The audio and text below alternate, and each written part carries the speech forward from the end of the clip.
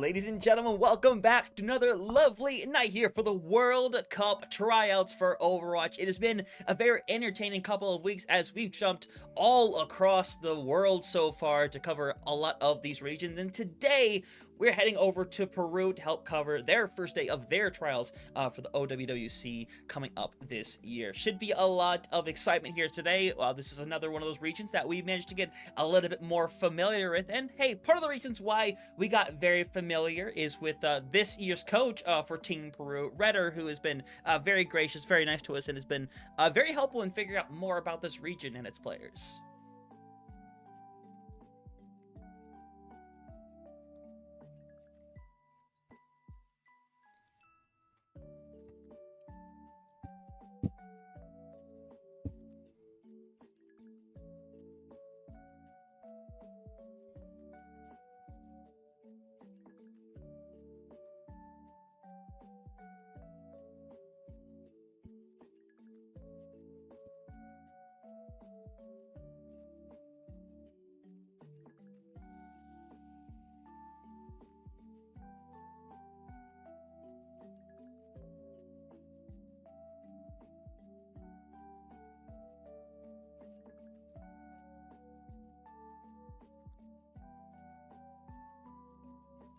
Mm-hmm.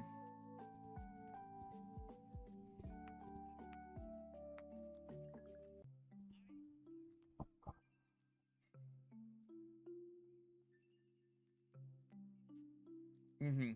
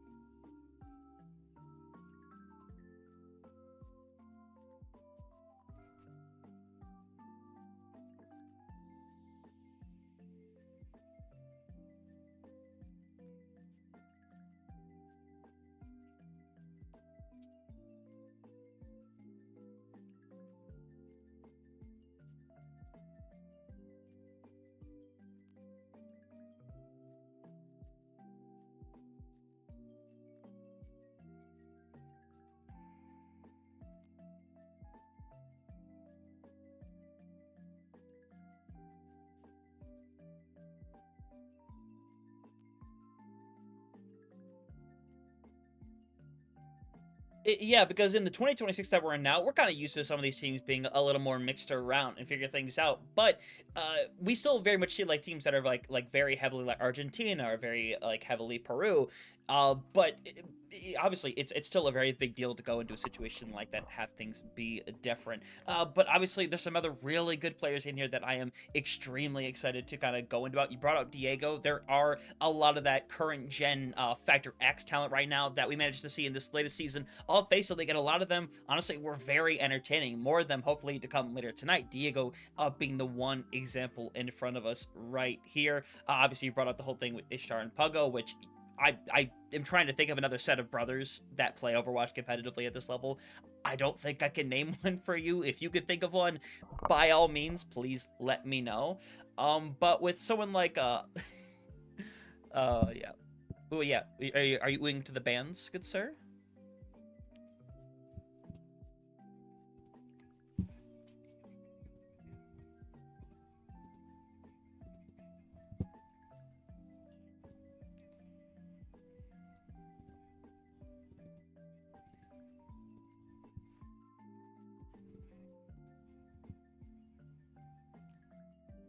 Mm-hmm.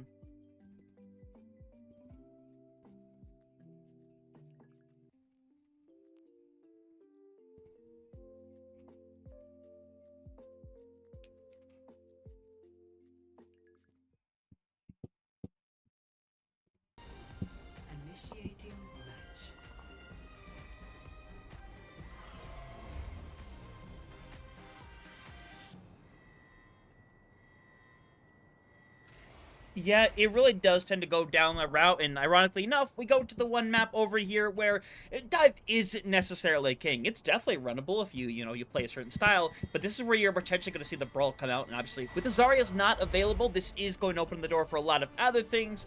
We'll see what the teams want to go with, and when you see the double D.Va, you shouldn't exactly be shocked. It feels like no matter where we have gone over the past couple of weeks, D.Va has been kind of a central focus for a lot of teams. Not always the must pick, but always a consistent figure that is there for pretty much almost any case scenario.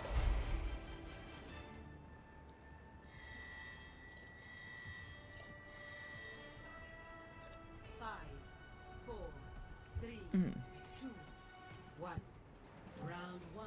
Capture the objective.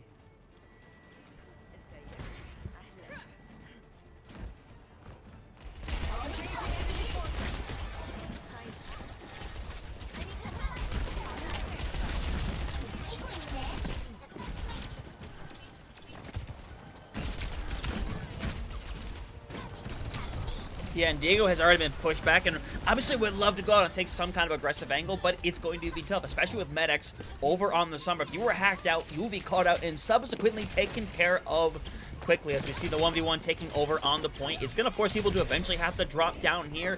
You put a little bit of trust within your traces to try to pull out the 1v1, but eventually it's going to have to be given up as blue team going to take center stage, and Diego also taken out, opens up the door to get in further, but Iconspell is knocked out of the mech, and if Vicky can get out of here with theirs, this reset could be important.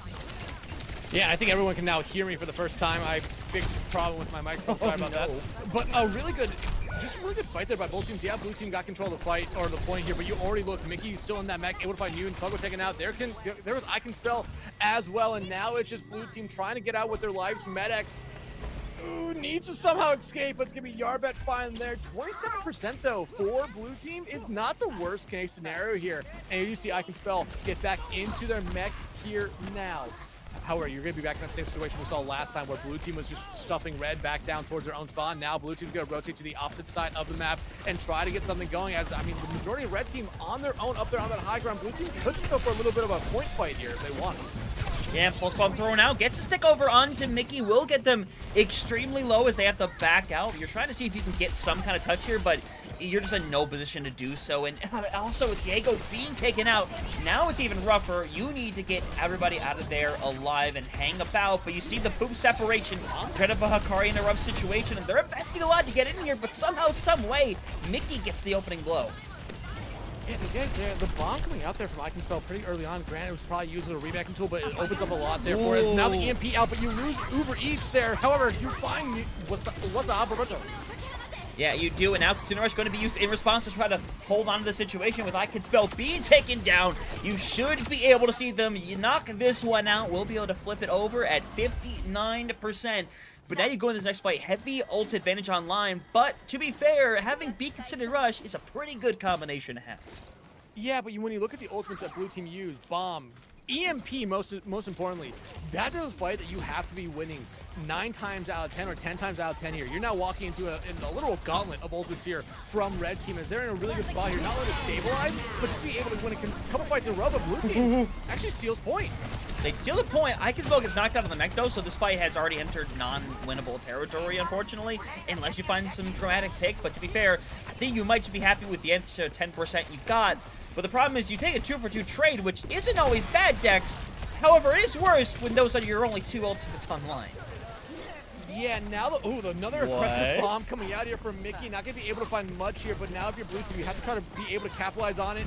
Medex barely getting out with their own life there. Luckily for them, you cannot afford to lose someone early, but you're gonna lose Puggo. And now if you're blue team, you really just have to disengage here. You cannot afford to just begin staggered out here, and this is only working better for red team as Diego. Pulse bomb ready for them. Yes, Puggo will have theirs as well, but you're getting that final fight territory. You're looking at Iconspell now to be able to try to build to a bomb so they can keep a fight going a little bit longer, but blue team again rotating towards the outside of the point right now to try to get something going.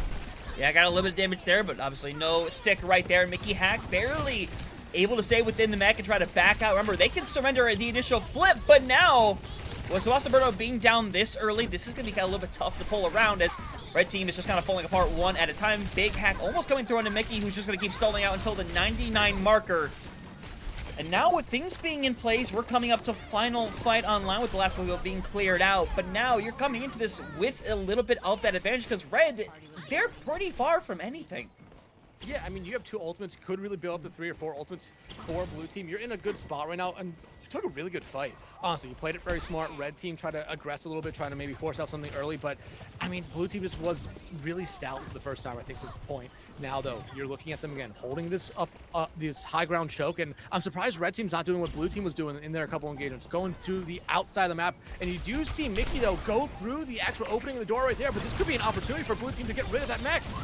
Yeah, again, you have the double bombs ready to go here. Cleanse has been forced out, so it opens up the door, but Medics down early creates a bit of a rough scenario. Iconspell is likely going to try to preserve this bomb for the middle of the point, force everybody around, maybe give themselves a little bit of room to breathe, but staying inside of the mech is so incredibly integral. They barely retouch the point as B going to come online to keep those last 3 alive. Again, another situation where they barely touch the point, and now they're going through a pulse bomb managing to stick, and now everybody from Red beginning to fall apart here as it's going to flip over. Again, barely a touch. It's incredibly back and forth. Yoon has a consider rush available, but do they have enough people to close this out? It's just Diego and Mickey trying to hold on for the support to get back, but it's the solo EMP over onto the Diva, and with Mickey finished off, the reinforcements have come back, but they have come back to desperation as Blue wants to clear this out right here in Alpha Dex. This could not be a more back and forth fight, but eventually,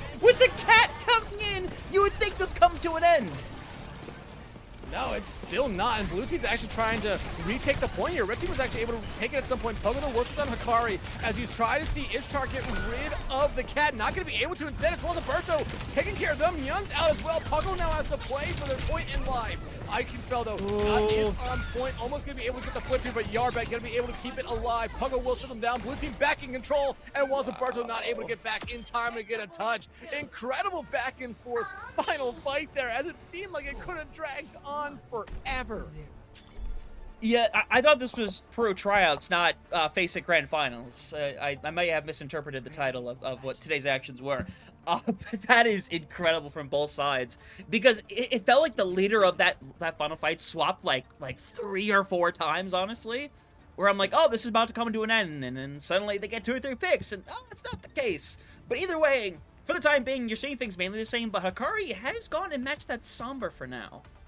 Well, they matched the Somber very late that last map, mostly as just probably something to get a consistent touch. I'm surprised they're sticking with it, though, but hey, if it can work to slow down Iconspell, maybe slow down someone like Ishtar, who I'm assuming is Uber Eats, here, it could very much work. I think that was one thing that Medex was constantly kind of getting in trouble with that last round, though, is that they were kind of sticking around fights a little bit too long. Their team would disengage, they were in the backline, and they kind of had to commit into just staying back there. However, though, both these teams fighting for that high ground there around the drum, but you're still looking for an opening for either one. Your Medex, though, again, just puts himself in a little bit of an awkward spot and get me taken out here first. Yeah, now Iconspell wants to make their way over, obviously trying to avoid the hack from, you know, that can be thrown out from Hikari. So space will be made. Red will take the point to get things rocking and rolling. And for now, there's not a whole lot you can do until you get your 5th back, because no one is going to willingly peek their head out. As Iconspell goes a little aggressive here. And I mean, they should. And you're going to be able to help Medex find Hikari out there, getting rid of the Somber on the side of Red. Now you can really play a little bit freer here, knowing that you won't get hacked mid-fight. Mickey, though, trying to get rid of Medex there to try to even it, but not going to be able to do that. However, now they're playing to keep their mech alive. Yeah, Mickey's trying to just hang around over on the point, but both of them are kind of worrying about it right now. You'll take the trade while being taken out of the mech with 2 being down. The opening is here right now, but Mickey is not able to stay alive long enough, unfortunately. But even with that being the case, it's just Iconspell and Pogo hanging around. I think Yoon has gotten back into that engagement, as well as the flip moments away, literally a moment away from coming through as they're trying to keep bodies on. Hikari is helping out with the stall a little while longer, but being the last recipient, 46% is what you get. And because of how long that goes on, ultimates are going to be available pretty heavily, honestly. Yeah, but great job by Red Team. I mean, I feel like that fight was really lost around maybe the 25% mark. The fact they got another 20% out of it is huge. And like you said, Ultimate's coming in line. Pulse Bomb's right for both sides. Iconspell will have Bomb. Mickey's going to be able to build up. And Berto on that rally is going to be one I'm really looking for here, because with that break for Red Team, they're going to be able to really play a little bit more aggressively. And that's something that Mickey and especially Diego have done so well throughout the map so far. And Hikari, again, find the upper hand on their counterpart of Medex. Yeah, it's been a little back and forth so far, and no one sends the team to get like the lead for so long. But moving to this one, Rowley going to be used. They want us to try to sustain and break through this fight and find a way to pull it back around. But Mickey has a nice little afternoon snack with the pulse bomb as they're trying to collapse and end this fight right here and now. And you have the ultimates to fight back, but the question of is it worth it, I think is quickly being answered. Yeah, that rally from Wazaberto that I talked about potentially being something that could be really big for Red Team just ended up falling flat. And again, that's not the fault of Wazaberto. That's just a really good communication and good plays there from Blue Team. But still, EMP online for Hakari. Gonna be able to find 3 with it. This could be a big fight. Yeah, Iconspell is able to bomb out though, and it's going to create a little bit more space to try to stabilize, but you see the point. It's being flipped over, so Iconspell might have to go fight for it. Unfortunately, it flips over at 69%, and now at the stage of the game that you're at, it's going to be so tough with Blue to pull us back, and Iconspell is going to get knocked out of the mech. Could potentially get staggered, is at least briefly, but eventually will be reset. But now, Medex, their EMP finally online. Their EMP online, Puggo still kind of actually hanging around the back line, basically by the spawn for Red Team. Yarbet could actually see them here. And there's actually going to be a fight in the back line as Yarbet going to be taken out by Puggo. Blue Team can now play very quickly. Again, EMP, Pulse Bomb online. I would expect that EMP to come out right now. Going to be able to find one, but you're going to be able to confirm the kill there on Hakari. Yeah, that you can, and you see the separation right there as Blue's just going to shut them down once more. And again, we're going to come down to a one-fight situation as you go to try to touch one more time, and Mickey's going to be on there, and obviously just going to die on the point. Take the reset, 87% now, and this next fight should realistically decide it, but it's just a set of bombs online between these two teams. Yeah, one big bomb, one small bomb. That's the scary thing here in this fight. Puggo, though, if you find one pick early with that pulse bomb, it really slows down a lot for Red Team, puts them in a spot where they have to really force themselves to go down a man or maybe 2 men down and try to get a point touch here. Puggo, though, almost gets taken out. Nice recall to keep him alive there, but Suzu out early from Yoon. This could be an opportunity for Red Team to pounce. Mickey, though, hacked, gets thrown down here for a brief moment. Now they have to go in. Absolutely have to right now. It really is going to come down to this final fight. You're trying to build up to something here, but you have Yoon, who's around the corner from having a considerable rush that could be game-ending as Puggo throws the pulse bomb out. I think potentially loses it as Hakari, yeah, takes care of them. That's a rough one right there. You might see a momentary reset right there, but they're still falling apart, and unfortunately, Red has them on their heels. The bomb's going to be thrown in. Certainly, that gets... Oh, my God. I have no words. But Medex will actually get to touch. That's the unfortunate part about all this here. Ishtar going to be in as well. Yoon has this Kitsune rush here, so they're taking it back to the point. They will have an opportunity to really help their team out, but you already lose Medex, you already lose Ishtar. Will the Kitsune rush be enough? Losing Iconspell's mech is not what you want to see. Yeah, and unfortunately, they're going to throw bodies in, and it's going to be to no avail. Puggo is hanging around, doesn't get another touch in, though. Another 99-99 situation, and Red going to be the one to take it this time around. I mean, if you're talking about closest right now, this has been the definition of it in recent times. But we'll see where things will settle over here as we head to downtown, and we'll see if anything changes up. And to this point, Dex, it seems like that's probably not going to be the case. But I'm proved wrong, and Puggo is going to start weighing their options. Yeah, they have some options, especially going to this map here. But I will say this: I did see this as we lose Ishtar. It looks like. Uh-oh. Yeah, we're gonna get a pause here. I will say this: it looks like we are playing competitive mode, or the competitive. Guys, who can pause the game? There it is. Looks like though we're playing competitive code, not the scrim code. So if Blue Team would have won that point, I would have assumed that would have been it for this map. But hey, Red wins it, so we now have the 3rd point here. But again, I'm just looking at the stats from these first 2 points here, and there are some excellent performances coming out here. I mean, both tanks are really matching each other here. Iconspell has a little bit more damage, almost about 2,000 more, but Mickey has over 7,000 more mitigation.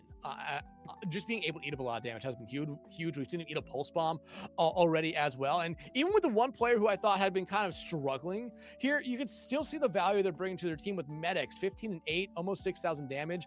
Hakari on the other side, while granted they played a different hero for one of the maps, when we saw that Sombra come out for them, they're able to match them, actually surpass them in a lot of times, being able to really win those engagements or those 1v1s there. But I really feel like it's been a really good first map here. And that's been one thing that me and you have seen a lot in these other countries we've been covering for tryouts, the first maps, you normally see these teams kind of like struggle. You have a player that kind of struggles here or there, but I feel like we've been seeing the best out of everyone so far. And like you said, 9-9 to 9-9 the first 2 points. If I were a betting man, Hunter, I would also say 9-9 to 9-9 on this point. Yeah, you would absolutely love to see it. We'll see whether or not that comes to fruition or not. If Cleanse has been forced out, it's mainly about Blue trying to be able to take advantage of that somehow, some way. We see most of everybody staying together, not leaving themselves exposed, keeping that pressure on the point. Iconspell is not going to pressure it ultimately, so it's going to go over without much of a fight. You don't hate it at the end of the day, but eventually you need to see some kind of counter response as they're trying to surround the high ground and catch somebody out here. You're just looking for anything right now. Blue's still trying to take space, but Puggo coming out of that Soch, gonna be able to find or shut down Diego here. This could be the opportunity you're looking for right now as this blue team. If you get rid of Hikari, you have free reign to do almost anything you want here, but Mickey getting hacked here for the brief moment.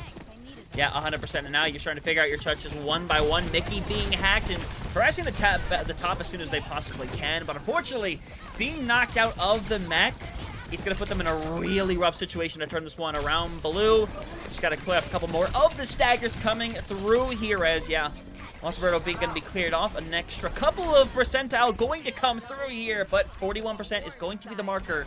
And we're again in a situation where Ultimate's coming online early, and especially so for Yoon and Uber Eats.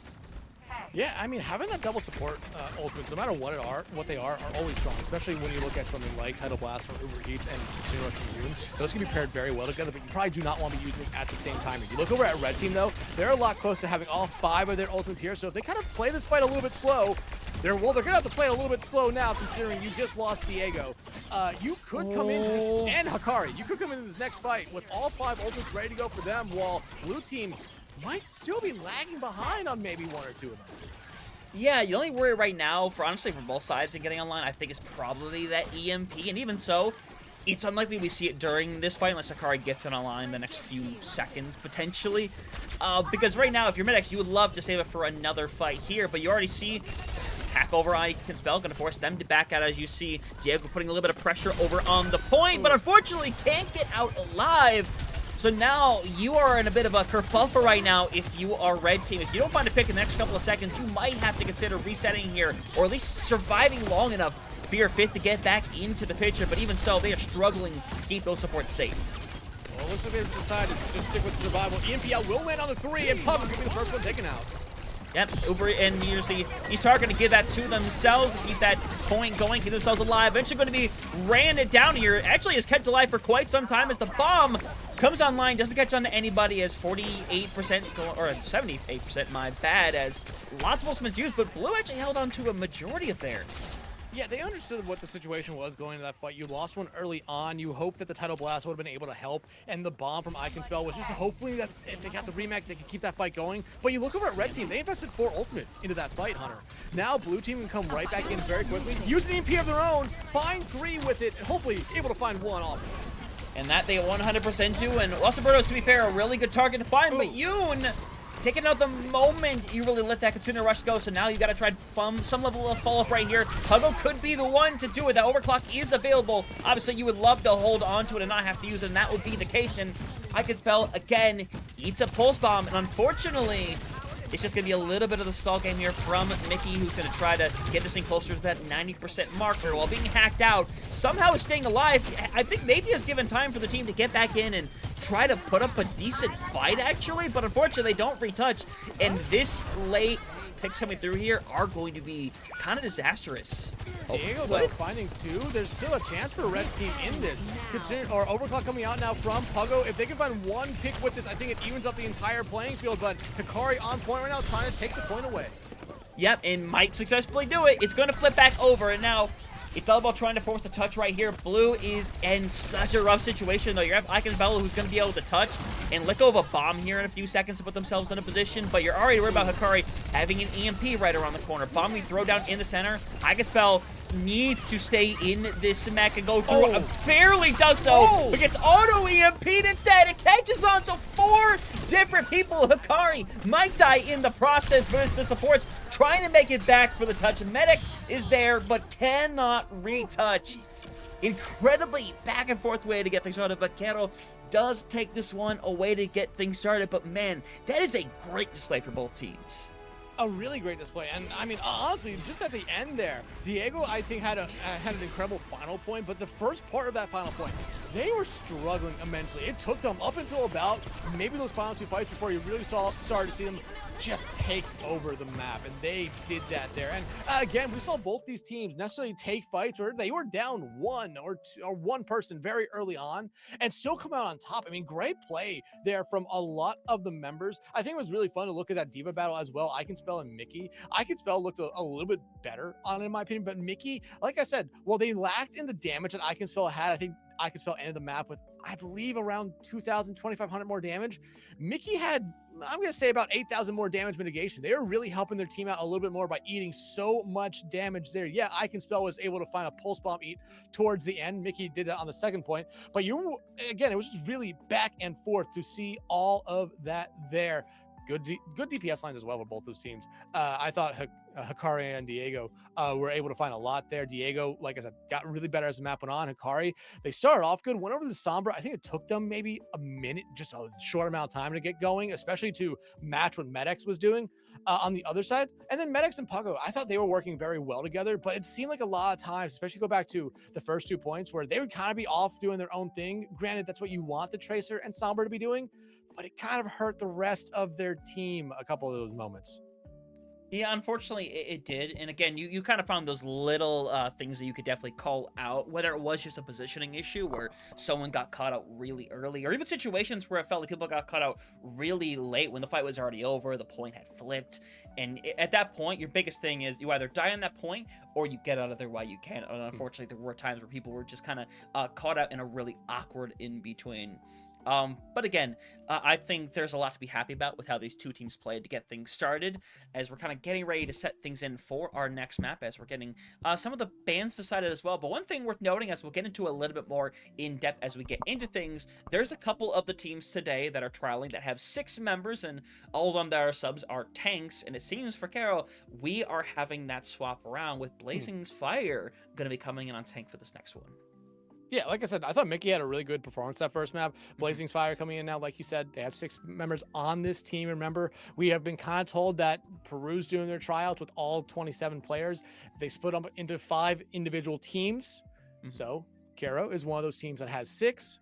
That 6th player will be coming in. It looks like Inca, the same first team we saw on blue side, will be also playing this map as well, unless we get any last-second changes. But right now, waiting for bans. It's going to be really interesting, though, for Blazing Fire to come in. I feel like this is always a little bit of a rough situation for someone to be subbing in when everyone else has a map under their belts. They're warmed up. They're ready for what's going to be coming, while the person coming off the bench, or in this situation, just subbing in, has to kind of warm up very, very quickly, especially against I Can Spell, who I think got better throughout that last map there. Now it's Blazing Fire is going to have to get up to speed very, very quickly. Yeah, very quickly. Now, with the way things went, obviously, this has been very fast-paced, very back and forth.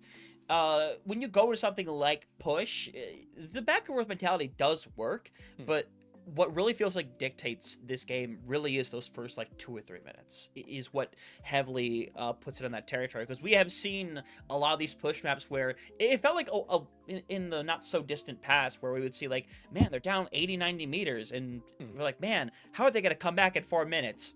They came back at 4 minutes. They did it. It is doable. Now we're at a point in time where it's like maybe we think it's a little too doable, where we have in more recent times in these last several games that we've done, where teams that have taken that big lead, we've had like maybe one instance where a team almost took it back, and it really cemented that idea where those first couple of minutes feel like the most integral of the map. Absolutely, especially on a map like push, like you said, getting off to a good start is always the best thing you want to do. But like you talked about, teams getting up to 80-90 meter leads and seeing it disappear in 4 minutes. Hell, Hunter, me and you have seen some leads disappear in 90 seconds of over 80-90 meters. I mean, especially on this map in particular. I know we always like to talk about 50-50 Overwatch when it comes to a map like Runasapi and maybe like New Queen Street as of late, but this is a map where I don't think that kind of mentality or that kind of thought process that me and you have for that is a real thing, because this map of any of the push maps kind of feels like no matter how big your lead is, unless you complete the map, you're always not assured the victory. However, getting bans in here, blue team or Inca will be banning out the Brig. Wazaberto, I thought, played an excellent Brig last map. I thought it really provided a lot to that red team or to that Caro team, being able to keep, I think, Mickey alive in some situations, Diego alive in some situations, and just themselves alive as well. While Curo or red team will be banning out the Diva here. So we're going to be seeing a little bit something different from I Can Spell here this time around. However, you have to remember, Zarya and Vendetta were banned last map. This is definitely a map where those two can find way too much value. Yeah, we'll see how soon that that gets adjusted in the patch notes, but that's more than likely what you're going to see here. Obviously, the biggest thing is going to be the variations of the supports as well. And in your mind, you think it should realistically just be like the carry Lucio. It's what we kind of have seen already throughout. I mean, not just tonight, but so many of the last. I mean, you can go back as far as you want to go, Dex. That has been the support line for the longest time, and there's a reason why it's ran with this, is that because it can be aggressive with them, it can be sustaining with them as well, and it can get out just as quickly as well. There's a lot of big pluses to seeing that, but obviously we're hoping throughout the night that we see a little bit of that flexibility come out, like we've seen in some other instances where it's like, hey, let's see what they can bring to the table, what they can do. But with the fact that all these separate teams are kind of doing their own thing, it's to my imagination that they're in pretty prominent control as to what they play and how much they show off in terms of their flexibility. Because keep in mind, this is day one of the Tryouts, and I know there's at least 3 days that are planned, so it's just nice to see what they do with their own mindset and with their own flexibility in mind. Well, I always think showing off flexibility is a good thing here, especially in Tryouts, especially with the roster cap here this time around for World Cup, where it's only 7 players. So you want to show that you can play a lot of different heroes, especially if you're on that tank. A lot of different heroes that fit into different compositions, different metas as well. I think that's the one thing you're really looking for. But as we head into Colosseo here, we're going to see in a brief moment what these two teams really want to play. Which is going to be interesting. Again, Zarya is back on the menu. So is the Vendetta. And Hunter, I think it's going to be a while before we see a Vendetta nerf for lore reasons, and story reasons. But I mean, again, like I said, the biggest thing I want to see here from these 10 players are really, I'm looking at Blazing's Fire. Because they had to come off the bench a little bit cold. Again, they're not necessarily cold. You have to imagine they've been warming up before this, whether in their own scrims, whether in comp, whether in quick play. But what are we going to be seeing from them? It looks like immediately Blazing's Fire going to be going over to the Winston and playing a little bit of dive. Wazaberto, I want to talk about the Mizuki, but I don't think it's going to stick. I don't think it will. Yeah, go ahead. I was going to say, you look over at I Can Spell, though. They go from dive to poke. And especially in the first part of this map, I think the Domino finds so much value just because of how close quarters it is. Being able to get that push off into people, gets that stun. You're able to clean up a couple of picks, especially if you are communicating very well with your DPS line. Puggo and Medics should be able to really help I Can Spell find a lot of value here early on. But Yarvet and Wazaberto making swaps here, going over to the Juno and now the Kiriko as well. So again, seeing a little bit more Juno here recently. It's just a Lucio replacement, but I think when you have that Juno, you're looking for a little bit more damage, and this is definitely a map where I think the Juno can excel on. Yeah, I 100% think it can as well, and it's going to be very interesting seeing the Domino taking on the Winston. It feels like not the matchup that we see every day, but honestly, it feels like it really can go back and forth for the Winston. I'm guessing their job is really to try to ignore the Domina. Unfortunately, the Domina is not ignoring their DPS, and in fact, is ignoring nobody. Already got rid of 2 as I Can Spell, showing they can do more than just play the Diva out of the gate here, as that's a pretty good first fight to get things started. Sakari already gives up on that, goes over to the Sombra. Yeah, and you talked about the Winston having to really not care about the Domino. However, there's no one on the side of blue that's an easy diveable target for Blazing's Fire. It's just the Domino. And if you go after them, you're going to have a lot of peel come from that support, come from that DPS line. But Hikari, I mean, they showed us a really good Sombra last map, already picking up right where they left off, immediately making a swap to it, shutting down Puggo, and look at what that does to the blue team.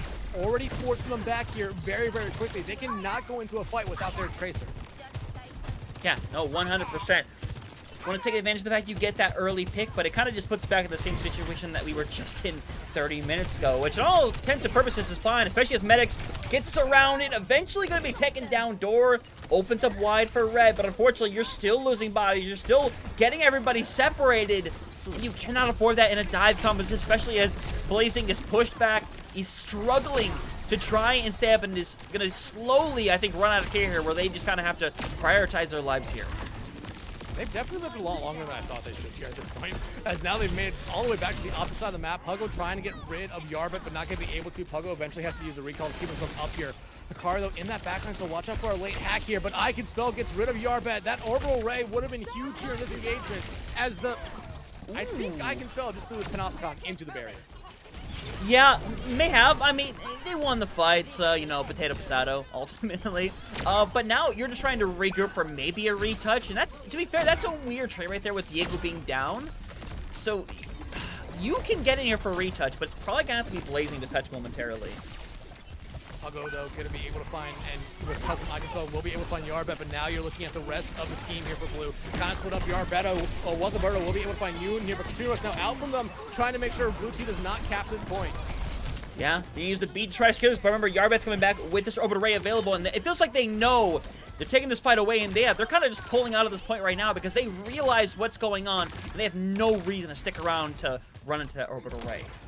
Yeah, and they really don't want to lose Iconspell. That's been a really big difference in what I've been seeing from both Iconspell and the entirety of Blue team. Iconspell was taking out mech a little bit early in the couple engagements last map.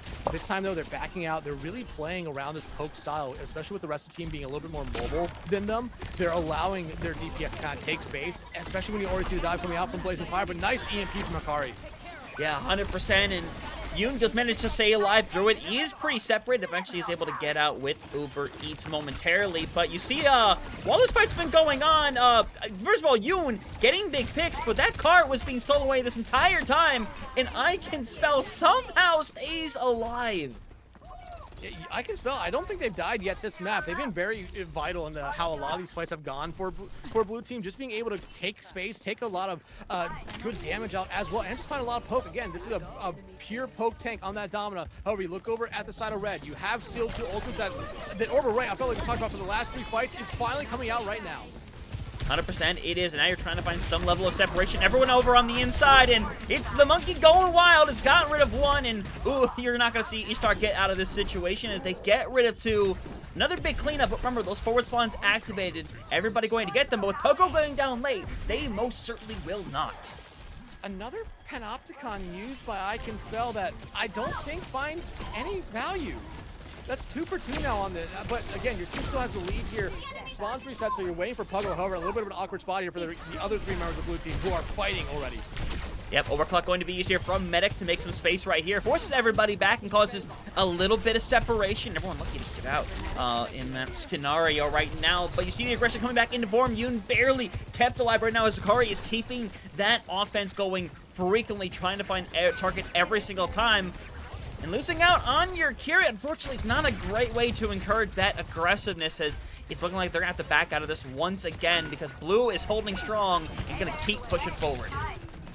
Yeah, now Diego and Hikari, the only ones alive for Red team. Pulse bomb going to come out from Diego, not going to be able to find the stick, but now they're just trying to play for their own life. Puggo, though, this has been a much better map for them overall. They've been a lot more consistent. That's been a good thing here for this Blue team because they're really starting to see them play a lot more in sync now. And look at Blue team.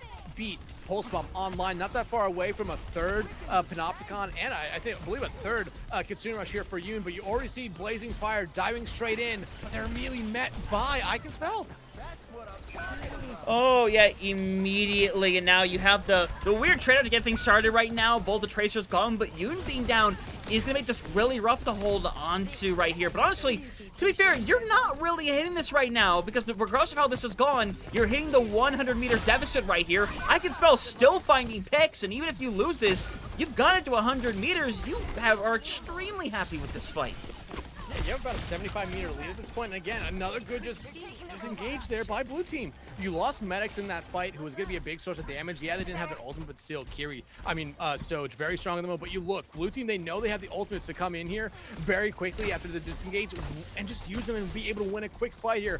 EMP, they're going to be ready for Hikari. This time, though, whoever they find, they need to make sure that they die within seconds of that coming out, or I think Red teams can just run into another wall here. Yep, 100%. And now you have EMP online. And remember, you see Ishtar being kind of just hanging around the back.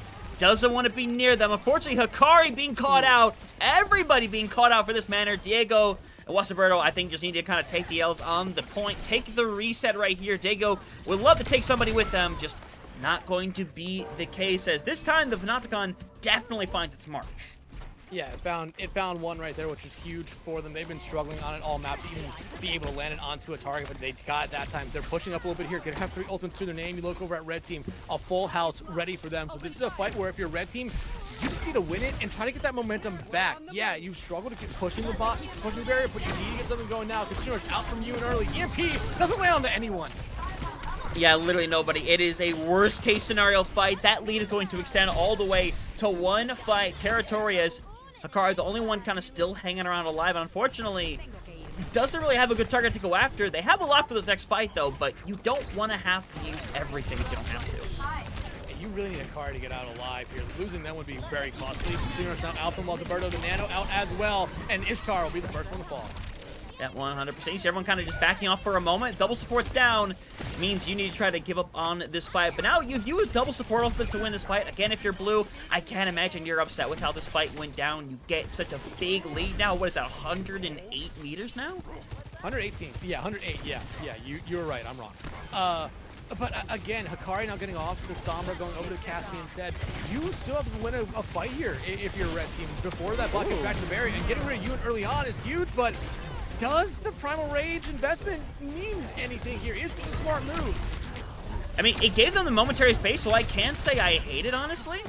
And especially when you find a second one at the very end like that, the door has opened up big time, and now you're starting to play for your next checkpoint. You try to take this time and build up to support ultimates. You don't hate it, but you have another Panopticon to deal with here. The 4th one already for I Can Spell. I mean, I think so far throughout this match, you're not necessarily worried about the Panopticon because I Can Spell's batting 300 with them right now. Oh, big cleanse there from Yoon. I mean, I Can Spell would have 100% been dead right then on the spot. Would they have been caught out? But now with no ultimates available, you're looking for the Panopticon. You catch it onto Yarbit, who unfortunately, nothing they can do for themselves. And red team close to falling over here. Blazing Fire needs to stay alive. It doesn't happen, though. But it's another instance of Hikari and Diego trying to keep their team in it. Unfortunately, the numbers just too lopsided now as, yeah, we'll see another reset. And now from here on out, red is going to have to be perfect if they want to pull this one back. Yeah, that's the rough part about this. However, they did cut into that lead a little bit. Now it's only about 70 meters. Yeah, 70. However, that's still a lot to go here as they themselves have yet to hit 70 meters push. But you are coming up to Deadeye, you are coming up to both your support ultimates, and Grand Blue Team's gonna have both their support ultimates ready to go this fight. Ishtar, though, I think this is a player that you could definitely see hold on to that ult, knowing that, hey, if we lose this fight, you're definitely gonna need it next fight. Or invest in this fight, saying, hey, if we win this fight, that's it.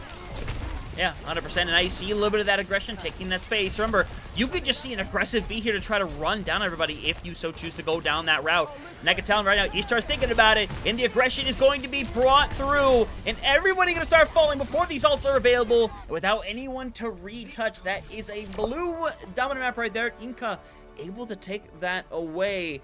And the Domina, I think, works out amazingly for them in that situation. You know, ults aside, it was a pressing force that pretty much made Blazing's life, I mean, just honestly, a hellscape most of the time. Yeah, absolutely here, especially when I look at the stats. I mean, I Can Spell, one thing that I constantly were talking about with this blue team is the fact that they knew when to disengage from fights. I Can Spell died twice throughout that entire map. I mean, they knew that they needed to get themselves out of trouble a decent amount there, especially playing that Domino. I think one of the slowest moving heroes in the game, especially on the tank line. They are someone who cannot stick around very, very long, especially when they lose one. That was something that Blue did very well, just disengaging when they lost one of their DPS. It seemed like that was always a thing. You lost Pogo, you lost Medics. Hey, we're just going to fall back. We're going to wait for them to come back into the fight and then go right back at it. I don't think the red team really ever had a good response. And yeah, Blazing's Fire, they got off to a really rough start. They did get better. Like those last couple fights that we saw from them looked good, but it wasn't necessarily enough to get them over the edge there. And I think at the same time, you saw that DPS line, which was very, very good for red team in that first map, really not find the value. I think, again, Pugo and Medex, even when one of them was having a little bit of an off fight for blue team, was still able to do a little bit more than what we were seeing from the red team DPS line. And then support lines, again, I think red team support lines were doing all they really could, but they were really always put into a bad situation, it felt like, because either you were taking a lot of attention from the Domina, or you were getting a lot of attention by Pugo or Medex, who just always seemed to be going after that support line. Yeah, I didn't really hate the motion of Yarbet going over to the Ana either.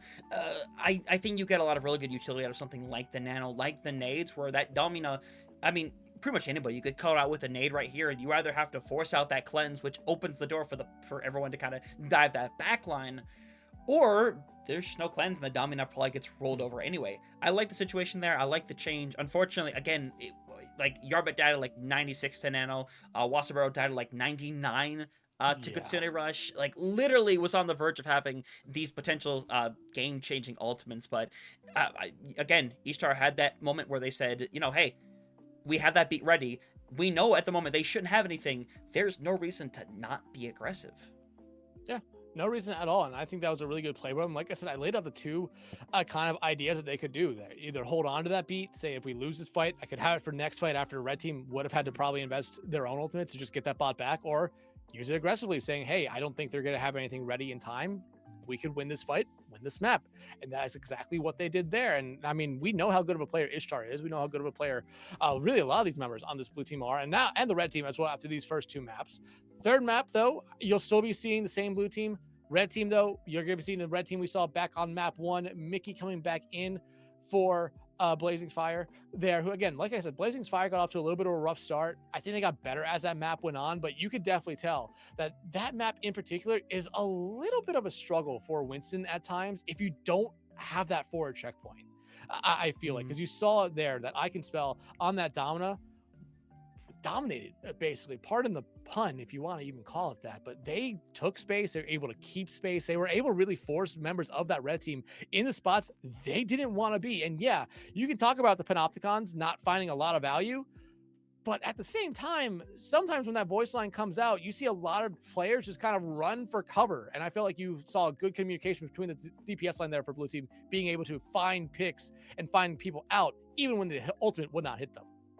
Yeah, no, 100%. You found a good amount of value from it. In a lot of ways, even the fear of an ultimate some kind can be enough to cause a team to have to change their plan entirely. Even just the aspect of a Widowmaker being out there. You don't know how good or bad they are initially, but you go out there and it's like, I know there's a Widowmaker. I know I can't just be out in the open and take down, central pathway. I need to try to loop around. I need to play cover as much as I can. It changes the way you play when you know something like that is around or online. You have to make that mentality swap. Unless you have a plan of your own where it's like, hey, we go aggressive out the gate, whether it's with the beat like we saw before, or a Kitsune Rush, or whatever have you may. There are options there, but just having something that is just present is sometimes a threat enough to cause things to have to go a certain way.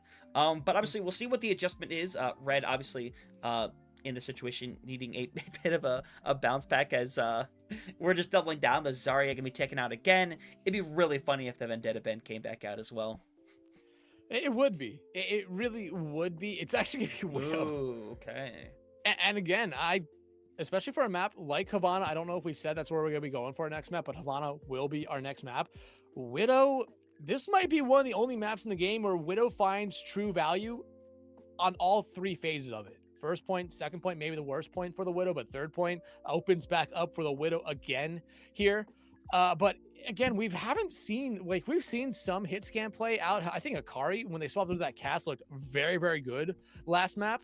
But when you look over at Inca, I mean, you've seen Puggo and Medex both play hit scan. You've seen both of them play flex DPS as well. So you're already seeing a little bit of flexibility from that DPS line on blue team.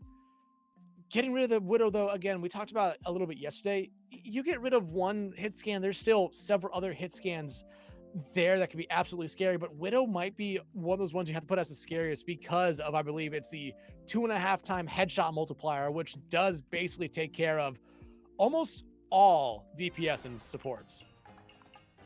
Yeah, and it could be really difficult to deal with, and obviously not having the Widow here, maybe, there's definitely some players that are saying, thank God for that. It can be difficult to deal with if you see a particular someone in there. But we'll see what team's going to run in this situation. Remember, the Zarya and the Widow both gone here. In the double Sigma, I am fascinated to see how this works. As you know very well, Dex, I am a Sigma lover. Whenever Sigma's in a game, I'm a very, very happy man, only second to Winston. But it'll be interesting to see what comes out right here, as obviously Blue, forcibly a little more honest than Red right now, I imagine. Yeah, and honestly, I'm surprised to see I Can Spell come out here on the Sigma, considering they just showed us a really great poke play on that Domina. I mean, again, it must just be the map for them here. Hikari, though, it would be fun to see the on-run. I'm not going to believe it. Diego, though, I don't know what we're going to see of him. But at the moment right now, like you said, dueling Sigmas, Puggo and Medics. We talked about them playing both hit scans and flex CPS throughout the night already. You see him playing both hit scans here, and same thing with Yoon and Uber Eats. Those I would basically count as essentially faux hit scans on that support line, being able to really just play from far back and still be able to pump in a decent amount of damage while healing. Yeah, no, 110% is gonna have the door opened up here. As you already see, like, the rotation, Mickey's just walking up to the high ground, just kind of walked past the choke and tried to move up, and now Iconspell is completely caught out, is lucky to still be standing right here, and eventually will end up going down. Mickey not gonna pay for the choice, though, has their team beginning to back them up as they are already pushed halfway through. And now it's already kind of tough as Blue feels like they kind of have to back out and keep themselves alive for Iconspell to get back. And if you're red team, I'm surprised you don't have 3 members on the cart right now trying to make sure that blue team doesn't really even have a good contest here. Puggo, though, still trying to poke out here, get a little bit, but blue team going to be able to look like get back out here and have a contest. Iconspell coming from the off angle as Mickey still going after the majority of them. Diego, though, shuts down Medics. Again, blue team down 1 early. Yeah, that's going to be rough to pull back from, and Diego is just throwing down the gauntlet right now as they're going to be pushing them back, and that is an extremely fast take here for Havana, and now you want to try to get out with some survivors if possible. Puggo is in a really awkward spot, is going to have to go play a little bit of hide-and-go-seek, maybe try to get out of this one. Unfortunately, 'tis not the case, as Red's going to keep pushing, and Blue needs to be on the run. Ishtar trying to find themselves a way out of here, as the entirety of red team does know, and I think they themselves kind of understand that there's no escape as they're still playing around some walls here, able to keep themselves up and alive. This does actually allow the entirety of blue team to come out here, so Ishtar somehow, some way will be able to survive what was a moment in hell for them here, but red team still pushing through, and look at what red team has here. They have the Flux, they have Dragons, not that far away from Orbital Ray. Blue team will have both their support ultimates here very soon, but Puggo making a swap over to the Genji now, resets that ult charge as you already see Dragons come out, and Iconspell caught in the middle of them. Yeah, and I can, should be taken care of, gets hit with the headshot just to solidify things. Now Ishtar, unfortunately, gonna find no value there, gonna be forced out, taken care of. It's just Medics and Yoon trying to run and get out of there, and now you don't have like a solidified touch. It might have to be Medics who is again lucky to be out alive, as I think they have to abandon this point as well. They're gonna have to, and red team, they've been making this map look like a little bit of a Sunday stroll for them here. It's been very, very easy. Almost 5.5 minutes on that time bank. Medics taken out very early again here as red team looking for more. Flux coming out, does land on to 2. Someone didn't find Iconspell there, but now blue team desperately just trying to hit the reverse key. Yoon, though, somehow gets away. Mickey almost gets taken out, but they get the title blast to keep him alive here. Won't be able to find a stun with it, but still, red team is pushing up. Yeah, and now you're gonna see the catch-up song come out here to make a little bit of room. Yoon helps get rid of 2, forcing bodies back.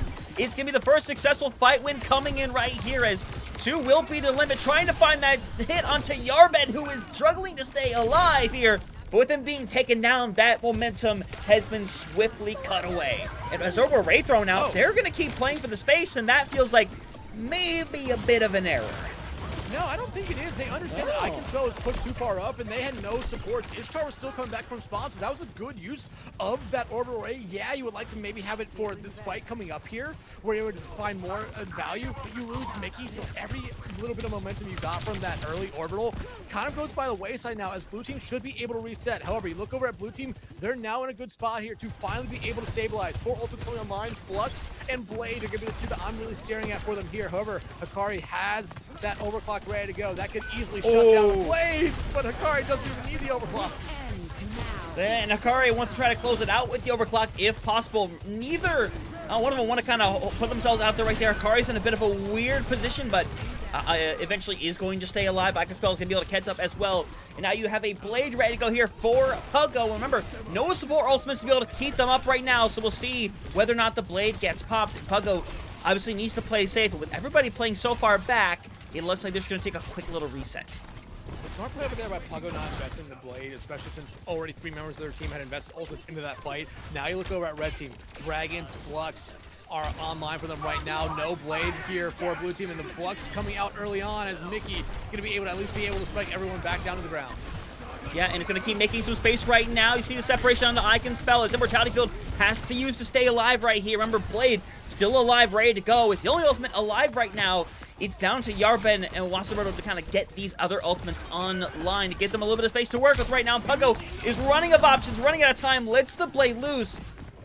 And ultimately, it's going to give them a bit of space right here. Diego is given the Tidal Blast to stay alive here, and eventually going to knock them away as the trade coming through. Blue needs to find a way to be able to stabilize right here with a little help from that Captain Sun. Unfortunately, it gets them pretty much nothing. As everyone forced into a corner here, I can spell, hoping for reinforcements to come by soon, but with Mickey down, they should be fine. The Captain Sun, actually, it was an incredible play by Mickey. Hit them with the accretion mid-air before their shot could come out. It got canceled. But now Red Team still has to go back to the drawing board here. Granted, you will have an orbital array on your side, but you look over at the side of Blue. I can tell needs to quickly build up to that flux here, because that might be the only thing that slows down this orbital array. Uber Itzo or Ishtar does have the M Matrix. However, I think it needs to be put in a little bit of a better spot this time around. And I think that's the spot you were looking for. Yep, Spell's hoping gets one target at least, but Mickey, while a bit separated right now, looks like they might be able to be ran down, but you see all that Kira starting to go their way. Everyone pretty much shuffling over to make sure that they stay alive, and now 2 minutes left on this clock. It's been a bit of a struggle for them to try to finish this one out, but with that separation, Mickey caught up with it. They will end up going down, but Spell hanging on to their life just barely. But it looks like, once again, Blue's going to be able to hold this out, and Dex, we've gone from around 5 minutes to now about 1:30. Yeah, I mean, Blue Team's done a good job here of eating away 4 minutes of that time bank. But look, you look over at Red Team. They have their own overclock. They have their flux here. Blue Team doesn't have anything. They don't have anything. They really invested everything in that last fight here. So this is a good opportunity for Red Team here to really try to push that aggression, use those ultimates pretty early on. But nice shield there by I can still stopping that activation. I'm looking more now at Puggo being able to try to maybe find an early pick here to keep Blue Team's momentum here going. But Red Team already starting to take some off angles here as both Diego and Mickey trying to find something. Yeah, Hakari or Mickey really needs to be the one to kind of get this fight opened up to try to settle this, but Hakari down early makes this so difficult to pull back around to the point where I don't think you realistically can without throwing everything in the sun under this one. But now it's going to start pushing forward. The bodies have not really begun to fall. Unfortunately, while the card has made progression, it's not winnable. And now as Diego invests right there, and again, it's nothing. And now you're down to final fights. That's not the worst ultimate to lose there if you're Red Team. It's a full spam. Yeah, if it finds one, it's huge. But finding Puggo out, but I think the flux coming out this early, I mean, yeah, it finds the value, but you need a little bit more. Sakari also goes in with the overclock. Gonna be able to find nothing just yet, but they're buying space. Yeah, and now you just have one ultimate ready to go. You just gotta try to keep somebody alive. It's Diego who moves in with it, and they're beginning to clear bodies out one at a time right here. And here comes Yoon. Has to be an absolute hero for the squad. Just might be. Has gotten rid of two. Is hanging around the point, floating around. And now Puggo, I can spell. Ishtar trying to make their way back over onto the point. It's just a stall game right here. They're taken care of, but it's enough time for Iconspell to get back. Takes care of the Genji. It's Mickey on their own, trying to hold on long enough, but with that hack coming through, support on the way. Is it going to be here in time? The answer is no, it will not be. They throw their bodies out, but there's somehow Dex turning this one around. Hakari has gotten rid of two. Iconspell needs to get out here once again quickly to try to hold on right now. As Puggo, again, the unstoppable king of stall, trying to give time for Iconspell and Medics to get back into this engagement. Somehow they're holding on as they find another pick as Mickey makes their way back over on the ball right here, knocked away. And even after all that, Red does not claim the point, just a couple of meters short. Shades of map one all over again, essentially there. Incredible performance for a Red Team all the way through those first 2 points. I mean, it really was. They were making this look like a cakewalk for them. Like I said, a casual Sunday stroll. You're just out there taking a walk, listening to the birds, enjoying the sunlight. Nothing could go wrong. And nothing did go wrong for Red Team those first 2 points. Our third point is a much different situation. A lot of stuff went wrong. And even though there were a couple, and both me and you talked about ultimates that came out there from Red Team that maybe you would like to have back, again, they all kind of made sense in the moment. However, moments don't necessarily win you a lot of big things or get you far. There will be nice things to look at maybe later, but again, you need some of those ultimates. And I think we can talk about one of Yarbet's orbital rays, maybe one of Mickey's fluxes. probably even one of Hikari's overclocks as well. I mean, there's definitely a lot of ultimates that came out there from both sides that just didn't find value. But blue team, I mean, especially on that support line, Yoon and Ishtar did everything they possibly could to get that fight, to get that point, to make sure it's slowed down, to get the card to slow down. I can spell. They got better throughout that round. They had a little bit of a slow start. Same thing with Pugo and Medex. I mean, Medex, they really surprised me towards the end of that round. I thought they've been doing pretty good so far on whatever hero they've been playing, but man, they made that Soj look as scary as she actually is, as she actually could be there towards the end. The overclocks were starting to hit, just the railguns themselves were starting to hit here. The only big surprise, though, coming out of the gate now for both these teams is probably Pugo going over to this Reaper to get everything started, as Wazaberto now going to be showing us the Iari that Yoon was showing us for the majority of last match. Yeah, no, yeah, and they're kind of just waiting for an open to get up here, because I imagine Pugo just wants to TP top and force them away, but you can't really do that while the accretion is still active. The moment you go up there, you will just get obliterated, at the very least. But now, they've been making kind of free progress over on this point. Someone has to eventually drop down and create some level of pressure, because right now, it is literally a free push for the blue team right now. With Diego down, that free push is somehow on sale. Don't know how that's possible right now, but they need to come back together to try to get a touch over on this point to prevent them from getting this one for free, as Mickey forced away over into the corner. Creation thrown in, not going to matter. And somehow, some way, they're going to cap it even quicker. I don't know what to say about that, honestly. It felt like that Diego was probably going to be the touch there, that red team really wanted to try to play this, much like what you see a lot of teams do on Watch Point, where they just say, hey, we're going to let you push it up a little bit here, and at a certain point, we're going to eventually dive on you. However, there's never the dive. Diego was definitely going to be the touch. Them falling early basically ended at any idea that red team had there, as again, Pugo just kind of waiting for Mickey to peek this corner. But still, you see blue team just casually going through this point here, and they're coming up to ultimates. Wazaberto, though, will have the sun here online pretty early on, so that could really open a lot of doors for them. But finally, red team's able to get something.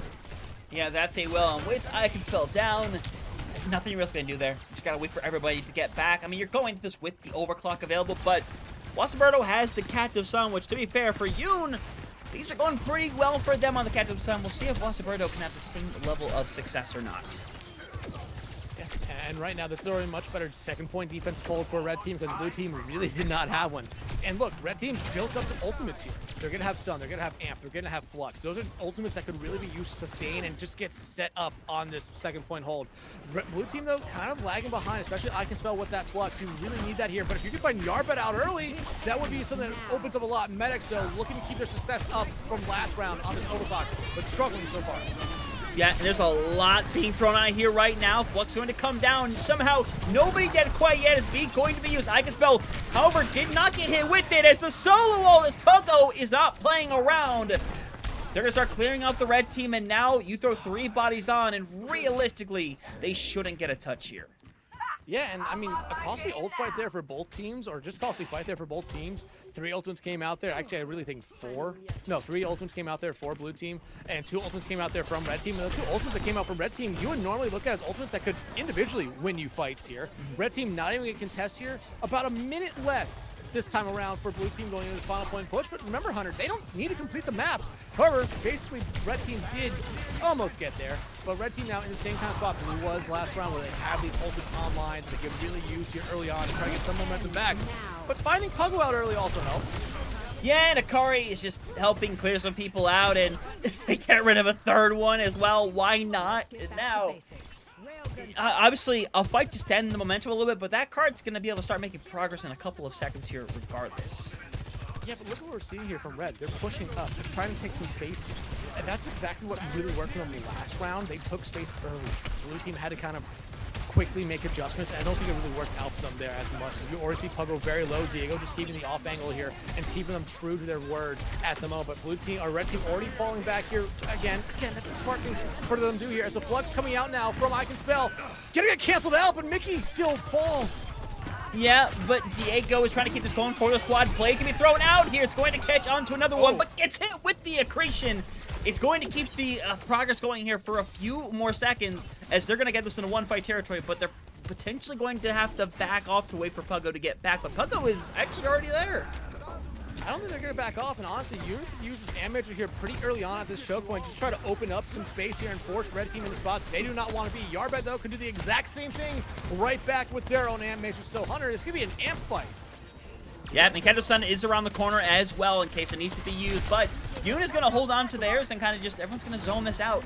You're going to have 3 ults going into this next fight right here, and especially if each card can stay alive, that's even more massive. And now, here comes this aggression going through, and Hikari is caught in midair. Medics goes in for another, has already gotten rid of 2. Wasserburner, though, creating an error to maybe come back into this one right here, but is going to be eventually caught out right now as it's just Diego trying to get some more touches on the point. Hikari going to try to make their way back over as people swapping one at a time right here to try to get some touches, but they're being cleared out. They'll win the point. They'll cap it over.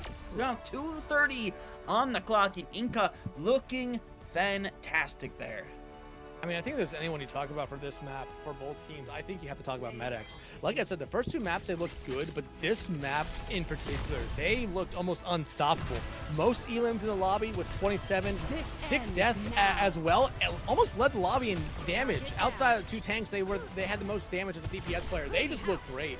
Honestly, they really did. I thought they, especially their overclocks there in the 3rd-point defense and 3rd-point offense there that we just saw were really, really good, finding out good targets early on. I Can Spell looked great. Mickey, I mean, again, both these 2 teams had incredible first 2 points, slowed down a little bit on the 3rd point, but you're seeing here early on that these 2 teams can really be able to put their foot down when they need to. Blue team did it on the defensive side. Red team, I think, really did that on the first 2 points when they were attacking. Still struggled a little bit on the defensive side for them there. But hey, they were able to hold 2nd point a little bit better than blue team. Yeah, a little bit more. But it did feel like it was essentially the same story with those first 2 points, especially with that first point where it feels like both teams on that defense kind of got rolled over, unfortunately. I mean, you saw with blue, they never even really contested the point, to be honest with you. And red obviously gave their attempt to, but with the early picks coming through, everything kind of just snowballed from there. But those 3rd-point defenses looked good, especially so for blue, holding it and being able to take that down from what was around 5 minutes on the clock, down to nothing, not even letting them win that final fight to cap the point. Another instance of them coming out there in a fight where, you know, back on Busan, maybe they shouldn't have won, and they still found a way to pull it back and take it away right there. So that stall game, being able to come back in one at a time, reestablished. Stall game is more than just trying to buy time. It is about turning these fights around, and so far they've done an amazing job at doing so. Yeah, absolutely. But it looks like those would be that would be the last map that we see those 11 players here for the night. Honestly, I think they all had good showings. I really think they did. I really think they did. I'm blanking on a name here. That's why I'm stalling for a brief moment. Blazing's Fire. I wish they would have had one more map to kind of show us what else they had, but they looked good. They looked really, really good throughout that the one map that we saw. Yeah, that was also a really good map there for I Can Spell. But again, you take what you can get here. However, it does look like we will be getting in a couple 2 new teams, like I said, so 10 new players coming in here. Looks like these teams will be the Intis team and the Hakao team, or the Hakao's team. Yeah, yeah,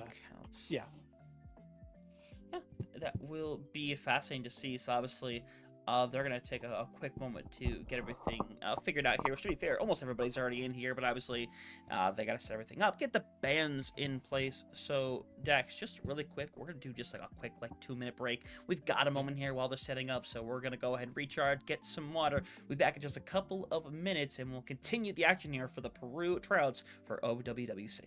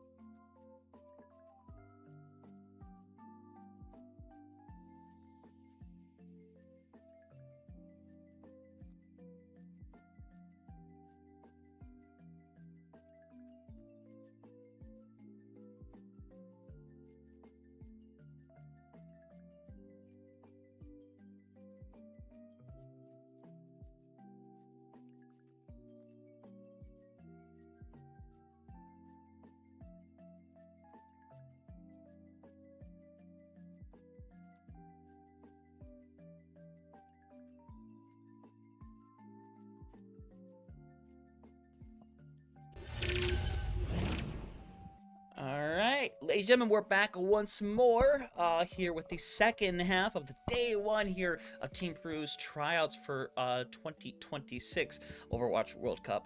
Obviously, first half, a lot of fun right here, and it seems like we have the general pattern of how this is going to go down for these first couple of days with these teams.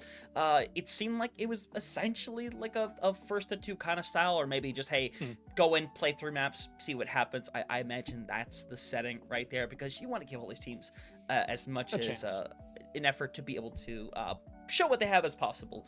But either way, you brought it up, a lot of new players in right here, a couple of them returning, but definitely most of them new. Yeah, Blazing's Fire getting another chance here with the Cows team. That will be red team this time around. We do see Wazaberto coming back in as well for the Intis team, which will be the blue team for them here. Outside of that, it will be Fitrux, Persona, Stray Dex, Florence, and as I said, Wazaberto for blue team. Red team will be Martian, Sheeg, Blazing's Fire, Carlonchito, and Rodrigo 5D for the red team, or the Cows team. I'm probably butchering saying that, but maybe. But hey, you know what? We'll have something nice then. And 1 minute break ends. All right. Well, there you go. That's good info right there.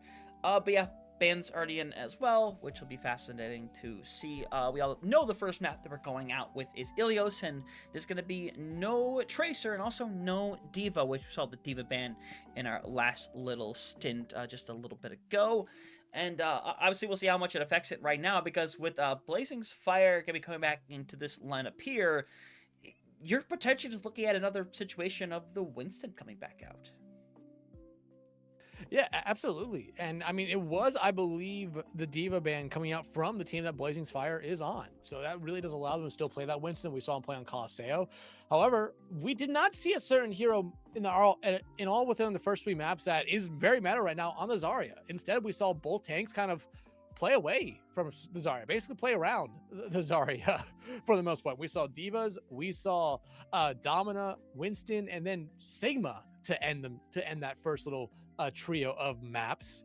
This map though, and these tanks, I feel like we could be seeing some Zaryas come out, especially from probably Stray Dex. I think that's the one who I would expect to potentially see it from for them, if that is the case. But I mean, at the same time, you're still looking at a couple other heroes here that we really haven't seen the Vendetta at all either. Not banned out here. This is a good map for a Vendetta. Same thing with Zarya. There's a lot of options that we could see here. We do kind of know what Wazaberto wants to play. They looked very good on the Brig. They looked very good on, I'm trying to remember, the Kiriko the Lucio we saw him play a little bit there. So they have something to really get off to a good start here with. And again, you have 2 players, one for each side, that has some experience under the belt. Wazaberto already 3 maps in. They're going to be playing their 4th one here. Blazing's Fire, this could be their 2nd map, and it could really help out this red team by having your tank already be a little bit warmed up. Yeah, that definitely does help in a lot of situations like this. Only came in for the one map, but still, that's a warm-up regardless. Getting in any level of Overwatch will inevitably help you in that situation. But both teams giving their R's here, as we're going to be heading into Ilios very shortly to get this first map of the 2nd series started. And I imagine the other teams are playing in their own games right now elsewhere. So we'll obviously, hopefully we'll be able to hear about those at some point as well. But obviously we will get there when we get there. But Dax, we're ready to head into our first map of Ilios to get things rocking and rolling. And again, I'm expecting, at least, yeah, as Blazing is already showing off the Winston, the question is, what is Stray Dex going to pull out in return? I mean, Winston is definitely a possibility here. We're just waiting for all players to connect to the lobby, so I don't necessarily know if this is something you really want to take a lot of stock in with what heroes we saw from them. But again, we probably expect to see Blazings come out on the Winston here. They like to play it on Colosseo, which is, I think, a decent to good map for Winston. Ilios, though, definitely a good map for Winston. I think all 3 points, Winston does definitely find a decent amount of value coming into it. But now, as heroes are getting ready here, Hunter, what is something you really want to see from this 10 stack? It's something that I think we saw a lot from the first one, and that's showing off a little bit of that DPS flexibility. at the end of the day. We got to see a good amount of it before, and I think we got to see some pretty good play from it as well, but you're kind of already seeing some different things out the gate here, like the Echo, which we have seen a lot of the last couple of days, the Freya coming up, we saw a little bit of the Sojourn earlier as well, but a Stray Dex coming out on the Orisa could be really fascinating, and it means that they're going to be playing for the point likely more than anything else. Yeah, and especially, like you said, playing for point, this is a point in particular where you could just bunker down on it. However, I think it's going to be a little bit difficult with that DPS line to be able to do that, so you're still going to have to really play around a little bit here and try to take space on that Orisa. Florence, though, has the speed ring to be able to help them, but you don't have that consistent speed that you have from Rodrigo on the other side with that Lucio. And again, Blazing Fire in a little bit of a better situation right now, especially having Shige, who I remember casting in the past. They were very, very good. Yeah, I do remember that as well, but Blazing Fire already taken down, and Shige is pretty much just cut off from the rest of their squad right here. Technically not over yet, but with Stray Dex still at full health hanging around, this fight should be done and dusted, and Shige just wants to try to get out here alive, take the quick reset, and hopefully get their carry out as well, who's still hanging in there, and now, unfortunately, looks left for dead. Oh, actually gets out. Carlon going to be able to barely get out with their life right there. It's a huge thing. That would have been a terrible stagger, but still, you see Blazing Fire faking a jump in, just going to get up to the high ground with their team. But this is going to be very difficult here, I think, for the red team to try to get set up on that high ground. You already see Fitrex and Persona just kind of monitoring that high ground situation, force them really into where Stray Dex is. Yeah, now Fitrex is already going to have the copy and gets the takedown over onto Shige. Gonna be making a ton of room here for them right here. Also gonna get rid of Martian, and now, again, we're already seeing this big DPS cleanup from this blue side right here, and now they're going to have the bullet, they're going to have the copy. And to be fair, I don't know if Red's gonna see this coming as they make the swap over to the dummy now. I think Red needed to make the swap there, and Blazing Fire is probably the first one to have to make it. Outside that, the next one I'd be looking at someone like probably Martian or Shige, because I think the support line's been doing good for Red. They just haven't had the opportunity to really go forward, as already you see Stray Dex hit Blazing's off that high ground with the spear, force them right back down on the even playing field, and this is exactly where Blue Team wants to have this fight be taken. Yeah, no, 100%, and now Martian finds their own, so keeps this one going. They're going to be potentially hunted down right here, but doing a really good job of hanging around, staying alive, forcing Florence away, but they'll be taking care of it. Now the boop is barely. You managed to get Wasaburo back over onto the high ground, but I don't think it's going to particularly matter as they'll stall this thing out to that 79% marker right here, and I guess the bright side if you're blue is you didn't use any ults in that exchange. Yeah, you didn't, because I think once you lost Persona in that fight, unless you got the next pick, you weren't really going to invest in anything. Good play there by Martian, just being able to find someone, especially someone like Persona, who's always kind of hanging. Oh, that's costly. But like I said, getting rid of Persona, who is always hanging so far in the backline that the only way they could be taken out was a move like that. Pull it out from them, though, but Martian's going to duplicate into them to avoid it. Yeah, no, 100%, and yeah, you see that duplicate, it will be taken out very quickly as well, but Martian does take care of their own as Brooks would try to pull this one back around. Rodrigo so incredibly low, hanging around in the corner here as the copy about to run out, but Rodrigo still loses out on their life. That beat could have been integral for pulling this one back around. You see Red just trying to escape with their lives right here, but Martian not able to do so. Blue should be able to go and start working the way towards burning away at this point, because at this point Blazing Fire may have a little bit of care, but it's not gonna last long as, oh my god, you lose out on it. And that's a moment right there if you're a red team where you kind of have to question why even kind of stay in that as long. Blazing should have just, I think honestly if you're calling Gito, you should have just probably stayed back, let Blazing take the death right there and just reset, because you are now putting yourself in a situation where you have to be rushing here just to get a touch. And I mean, you have Stray Dex who could use Terror Surge very early on here as someone's making their way to point to stop that touch. Yeah, 100%. You see that aggression coming through here out the gate, and gonna try to get everybody over in with the Terror Surge right here. Nobody going down as a result, though, as Panopticon ends up being used, and you're gonna be forced over off the point as Red's going to take back over, and they do use a decent amount to stay in this one, but to be fair, they absolutely had to.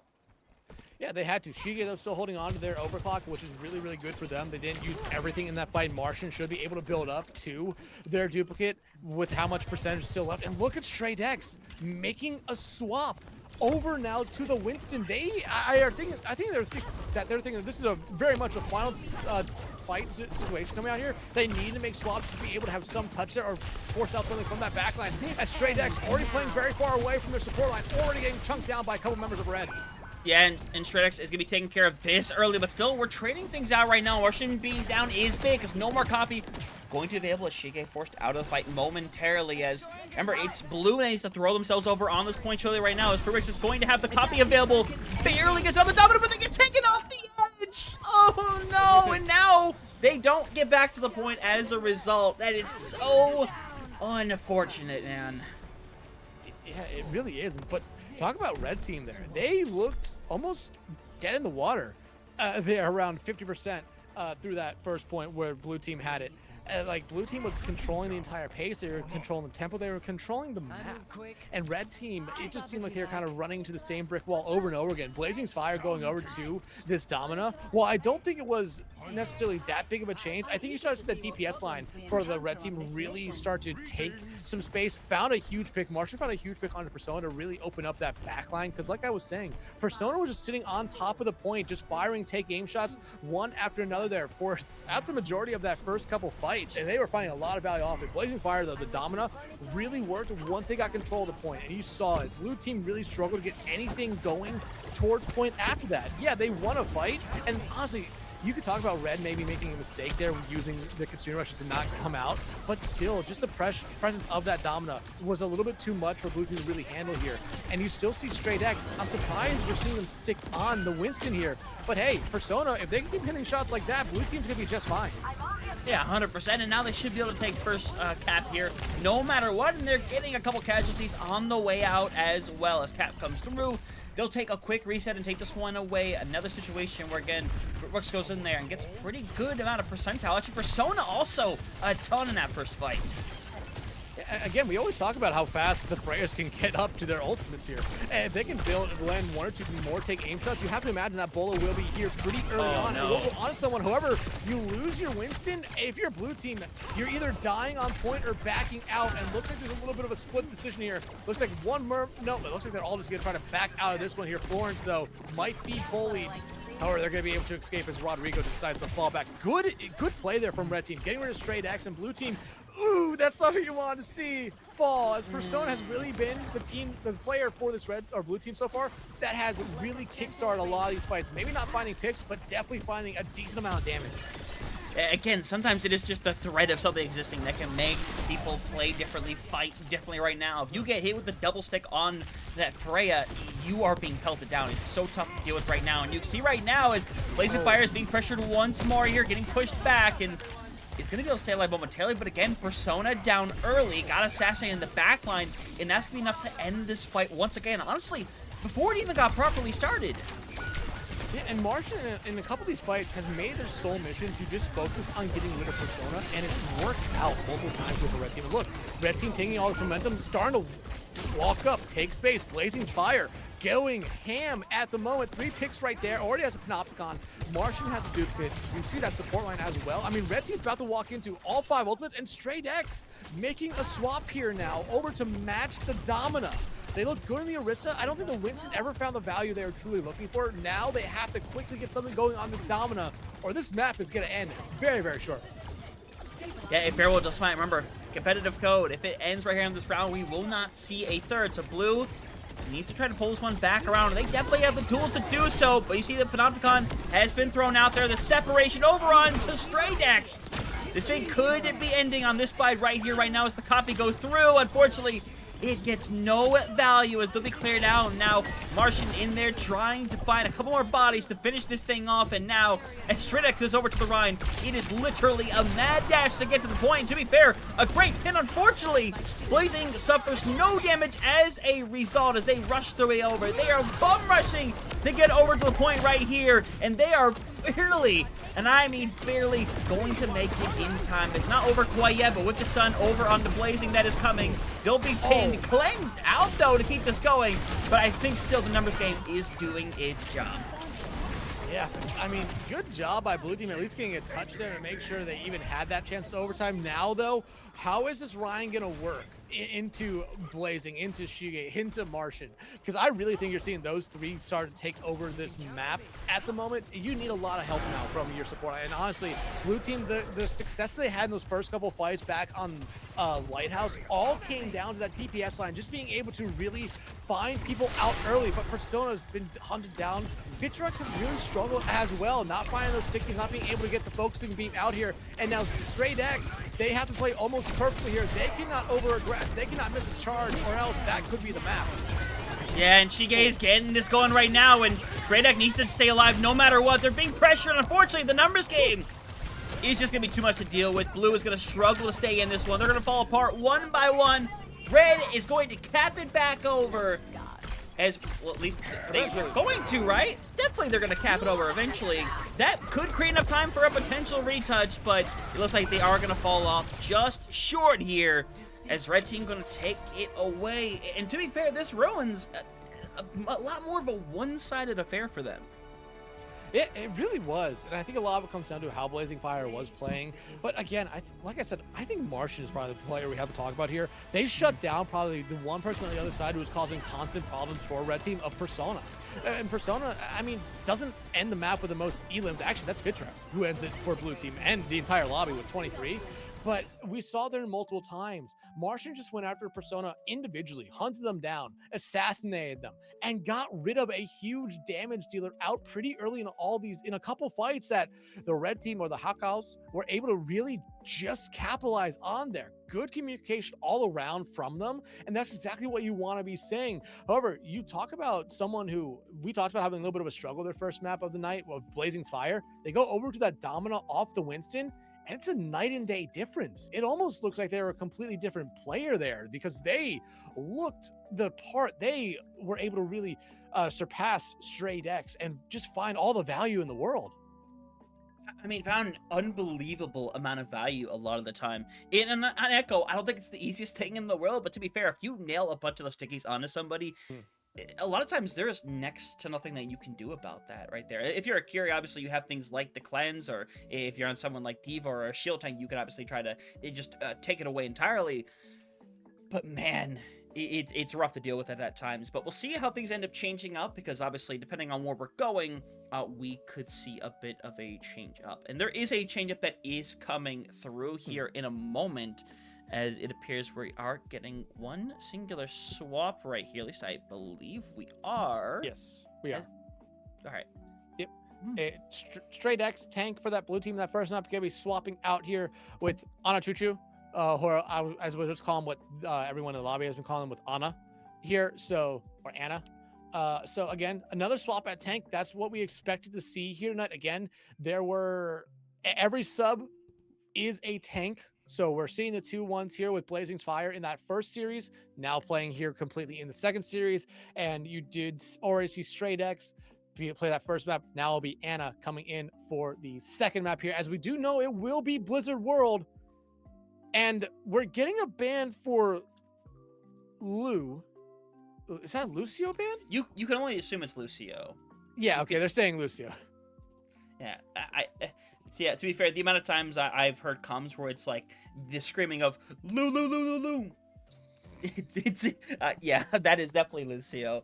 The only thing I like, you say that, and I only think about the one SpongeBob episode where he starts yelling that same thing.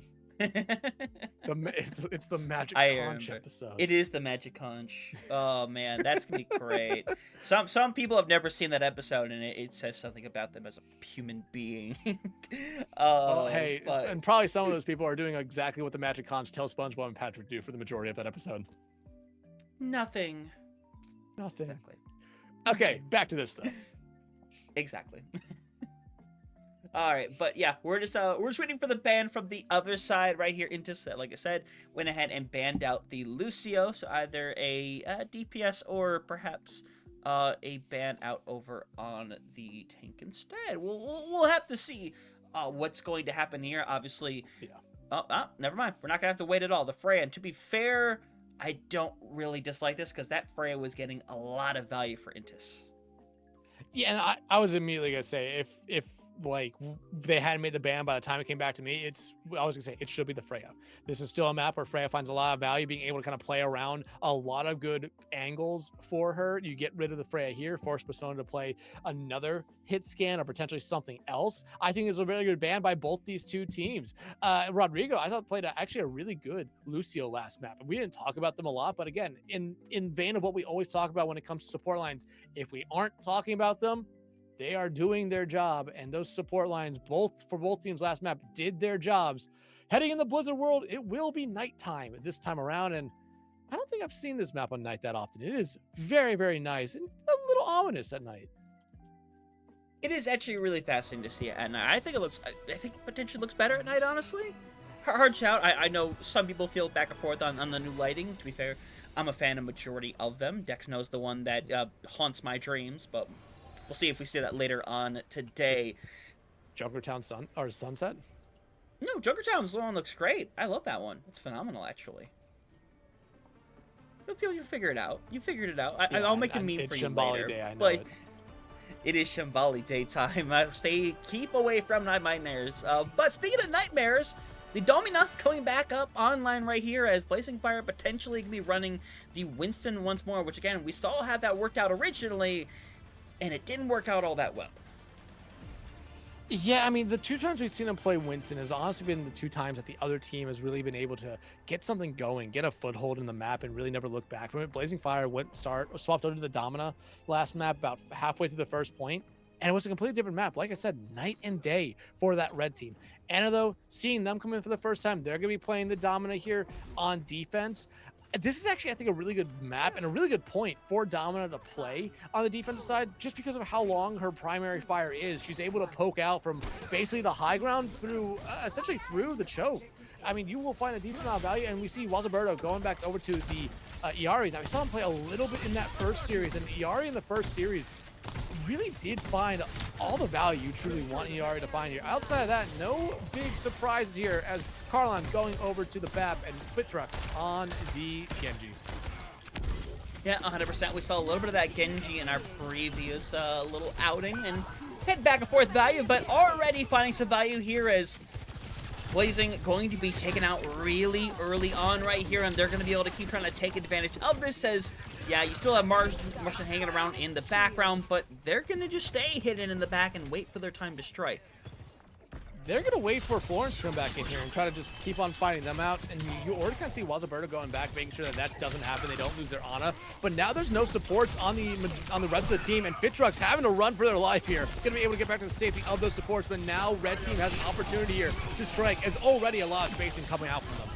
Yeah, Martian being down early does not do much to bode for their case right here. A lot of bodies in there, though. Blazing's going to run in to try to find some, and we'll end up getting one. And everyone is hard separated, going to be taken down. It's just Persona and Wasaberto hanging around to try to pull this one back around, but you still need to focus on getting these ticks right now and starting to put pressure on this point. But you eventually are going to see them cut off right here. You see that separation as, yeah, with Persona gone, maybe you see a retouch here with the Junker Queen out, but I think they're just too far removed. Yeah, they're too far removed. It would just be suicide to go back and try to get that touch there. Instead, they're going to play this hard choke point. And this might honestly be one of the more slept on choke points in the game if the defense team can get up there and really start holding it. Because there's truly only two other ways to get through it, and neither one of them are very favorable for the attacking team. But Shige, finding out Florence, opens up a lot of doors. That 100% does. It could keep this moving and grooving right now as Blazing Fire going to be able to barely get out right now. Capture Stun going to be thrown out here. Rodrigo is caught up on it. He's going to get blown up here. Pulse Bomb, though, does end up getting the stick onto Persona, so brings them back a little bit right here as they're going to have all five back here momentarily. Martian, though, still kind of hanging around. And like I said, Martian really impressed me from map 1. Already kind of impressed me map 2 just with their survivability so far and being able to really be a little bit of annoyance on that Tracer, which is exactly what you want them to be here. But Blazing Fire, they've looked a lot better on this one. So I think the first time all night that it's truly working out for them. And it's causing a lot of problems here to this blue team. However, both DPS ultimates online now for blue team. And as you see Blazing Fire go in, so will their Primal Rage. Yeah, but now you're looking to find a little bit of value here. You still have a Blade ready, but right now it's Primal Rage and Overcloud available for the red side, trying to keep up the aggression and move in. But it's really just Blazing, forcing everybody back into the spawn room. as you take a bit of an awkward trade with Ana going down that late as well, they should be able to respond in time with plenty of ultimates. Yeah, I mean, you look at what Blue Team's going to have here. 4 really good ultimates, but you need to keep everyone alive. You cannot afford to lose Persona, who was by far probably the most consistent player that first map. But now, the blade coming out from Citrix is just a stall cart. Yeah, and it might be more than stall at this point right here. They're going to have plenty of sustain to work with. They've like kind of momentarily flipped the map, but Pedrox has already gotten rid of 3 in this fight right here, and now they're trying to zone and get this one finished off. 4 to finish it off as they'll hold them just short. And it's an investment for both sides here, but honestly, you still got some great ults sitting by as it looks like Ferox is going to swap as well. Yeah, going over to the Kiri, I think that's the right move for them here. I don't think you're really getting all the value you wanted out of the Ana, and both times the pulse bomb came out from Martian, it was going after them there. Yeah, they found a stick there on a Persona early on, but already you see Ana try to take that high ground as a consumer. It's out here from Rodrigo, but a nice rampage coming out to basically counter it. And that is a purdy one right there. Helps get rid of 4 members as Martian just has to go run for the hills instead. And again, that's how you do it right there. No anticipation, no nothing. You see your moment, you just strike with it. Yeah, and again, we've seen that trade or that counter happen a lot in the past. Consumers comes down, you see Rampage. It feels like the Rampage always ends up winning there.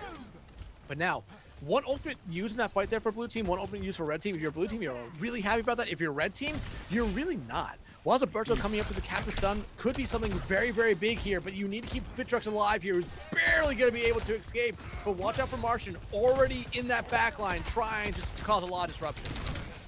100% trying to right now. Ferox is going to try to hit up the back line here a little bit, cause a disruption over on the Blazing, who is very much in a rock and a hard place, is still finding ways to take care of business, though, and try to keep this one alive. But it's going to take Martian finding somebody with this Pulse Bomb right here. They throw it out. Unfortunately, no target found in that scenario. So now you're going to see a Captain Sun be used, and there is definitely some bodies that are caught out here without that little bit of extra care right now. It's going to be really difficult for Red to pull this back around. And Blue Team's done exactly what they needed to do, stabilize. Martian gonna be able to find Wazaberto, but this fight is already done and dusted, and Fitrix gonna be able to shut them down. I mean, like I said, Blue Team's done everything they needed to do on the second point push. They struggled on the first point. They got really split up by a fact that Blazing Fire was able to take the high ground away from them there on that first point. Second point, got off to a little bit of a sluggish start, but they got the one fight when they needed, and they really haven't looked back. That's what's hard about the second point, especially for the attacking team. If you get almost to the point without capping it, it's very, very hard to get back. But nice animators coming out there, but Wazaberto gonna shut them down. At 110,000%. Gonna take care of that one right there. Now with 30 seconds left over on the clock, you're in final fight territory. You kind of just need to hit him with a quick regroup right here. Get back into this one because Blue has just, honestly, too many ultimates. Too many ultimates. Rodrigo very low. I think if Blue Team knew how low that the Kiriko was, they would have been chasing down for that pick. But yeah, like you said, ultimates galore coming online here for Blue Team. Your Rampage. Oh, the overclock for Shige. Not going to be there for Red Team. Who's the touch now? Touches don't exist anymore, I don't believe. Martian's going to try to run for it.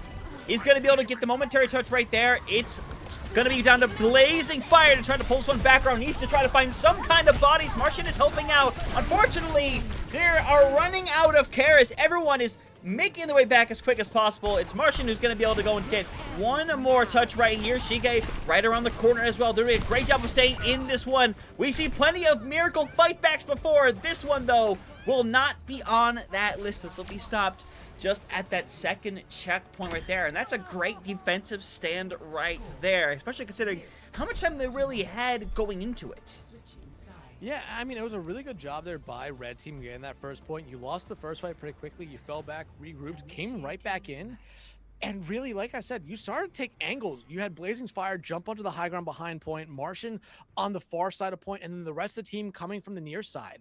I mean, you basically trapped Blue Team on the point without anywhere to run, and you were able to pick them off one by one there for the majority of it. Got that point. Started off really good on your second point push, but then it fell apart just as you were getting to the end. And granted, you had a large time bank, but you started to see the swaps there for that Blue Team. Really start to find a lot of fruition, a lot of value. It started to bear the fruit there. Ana going over to this Jungle Queen looked great. Florence swapped over to the Kiriko, getting off the Ana, which, again, the Ana is strong, but you saw it there multiple times. Martian was just chasing them down time after time. Again, I like the idea there from what we saw for Red Team, try to get a lot of people back very quickly with Rodrigo, who's on the cat now. Actually, no, it was Carlon, who is on the Ana now. Came back out on the cat to try to get Shige back in, but it was a little bit too late for them there. However, they're sticking with the cat this time around. On the defensive side, the cat feels like it's going to be a very much of a little interesting pick. Like a lot of the fights for Red Team, as long as they stay on the cat, are going to hinge on how good Rodrigo's able to do on it. But outside that, Persona's going to be looking for their shot here pretty early on the Widow. Not going to be able to find it. Immediately going back to the spawn, probably going right back over to that Soj. 100% will, and it's going to be really interesting to see Shige out on the Cassidy to get this one started instead. I think that kind of wants to put Fairworks in their place a little bit here, right here. Make sure they have an eye in the sky consistently, so it kind of left a situation where you can kind of let Martian focus a little more on some of the 1v1s that they can create. But Shige gonna have to run out of there. He's gonna be able to do so successfully as they have to back up towards the point instead. But it's really down to Ana here to kind of keep the aggression that they shown earlier with that Queen. And with all these cooldowns about to be up online, aggression could be coming very shortly. And Martian on offense here could go after Walzenberto, but I like what Blue Team's doing here. They're buying time, they're taking their space, they're waiting for the perfect opportunity, and almost finding a Blaze out there would have been huge for them. But now instead, it's going to be Ana falling first. Yeah, and that's just a complete reverse happening in the span of just 2 seconds as Shige almost gets taken down. Very close to falling in that situation right there. In fact, Blazing is still really close to falling down. Needs a little bit of care right here. So eventually, Wasaberto going to be taken down as Blue's going to be able to re-stabilize, or I should say Red can re-stabilize as Blue just has to get their 5 back. Yeah, I mean, you're going to have Persona and Pregame have their ultimates coming into this engagement, but you look over at the other side for Red. Both their support ultimates going to be online here. The Nano, who does it go on? Does it go on the Shige? Does it go on the Martian, who's doing a good job really just causing a lot of distraction on the off angle? Or does it just go on to Blazing, who finds Fitrux out early on and is starting to take space? I mean, no ultimates are going to be needed here for Red Team now. Yeah, that is a roughie right there, as they're going to be able to keep trucking on forward right there. Nana going down like that is rough as well. Yeah, 5 ultimates can be online for this fight as well. It's not looking pretty, but still, even with all those ultimates, you still got to use them correctly. Yeah, and especially if you hold on to these ultimates for a little bit longer, you're going to really allow Blue Team to build up to theirs here. And granted, you don't want to dump them all into this fight and just have Blue Team have all their ultimates going in the next fight. So you want to be smart here. Martian, though, in that backline, looking for the stick because there's really nothing on the side of Blue that will be able to slow it down. Suzu already out from them. Pulse Bomb, though, not going to come out just yet. Oh. And we see that stun as Rodrigo is going to go for the little bit of thievery right here as everything is starting to be tossed out right here. It's just Ana and Persona hanging on for the squad that was Shige's gonna let go of this. And the Cat Noon doesn't find anything. It's as threatening as ever, though, as you only have a couple more hanging around. Is eventually going to be burnt down. It's 1:15 left on the clock. That's 4 used for the red side, but importantly enough, 3 gonna be available for Blue now coming up. Yeah, that's what I was gonna say coming into this fight here. I mean, if you're Blue Team, you're okay with what happened in that engagement. Yeah, you're not happy you lost the fight, but you got 4 ultimates out from the other side, and Carlon is the only one that has an ultimate ready to go with the Nano. You're coming into 3 ultimates here. That Captive Sun could be something that really causes a lot of damage, and then you follow it up with the Rampage and the Kitsune. But you need to keep everyone alive because Martian, again, hasn't really been checked in that backline. No, 100% right here. So they're going to keep moving forward. They're going to have a lot of... Whoa. Yeah, that's really rough right there, but still, we're down to the 3v3. There's still an opportunity for Blue to come back into this one right here, and they're going to invest right here. They see Martian caught out. Blazing's in the same situation, both going to be burnt down, and now it's just Rodrigo to hold over on as long as they can, try to get out alive, and if they can, a retouch, maybe not out of the picture, maybe you said in Shige here, but we'll see momentarily. They're going to send Shige in here. They're going to throw Shige in there, and that might not be the smartest move, as Shige immediately says, no, I don't want to be a part of this. But Blue Team going to be able to here. You do see... Go ahead. I can't say I blame them. That's all I've got to say. Blazing's going over the blue bits could be very, very interesting. It might only just be for 1 life here, but hey, if they find 1 pick, it opens up a lot of doors now here for Blue Team or Red Team. As Shige does find Ana, and this does allow Red Team to still play up here, especially with the time bank. They want to try to make this fight last as long as they can. Yeah, absolutely would love to right here. But still, consider Rush here is going to give you some kind of chance, but obviously you have the Cat app available. If you catch down to somebody like On, especially when you're that close to the cliff, it can be really difficult to have to deal with right here. But still, people have been figuring out how to deal with the Cat more and more as we see the copy come through.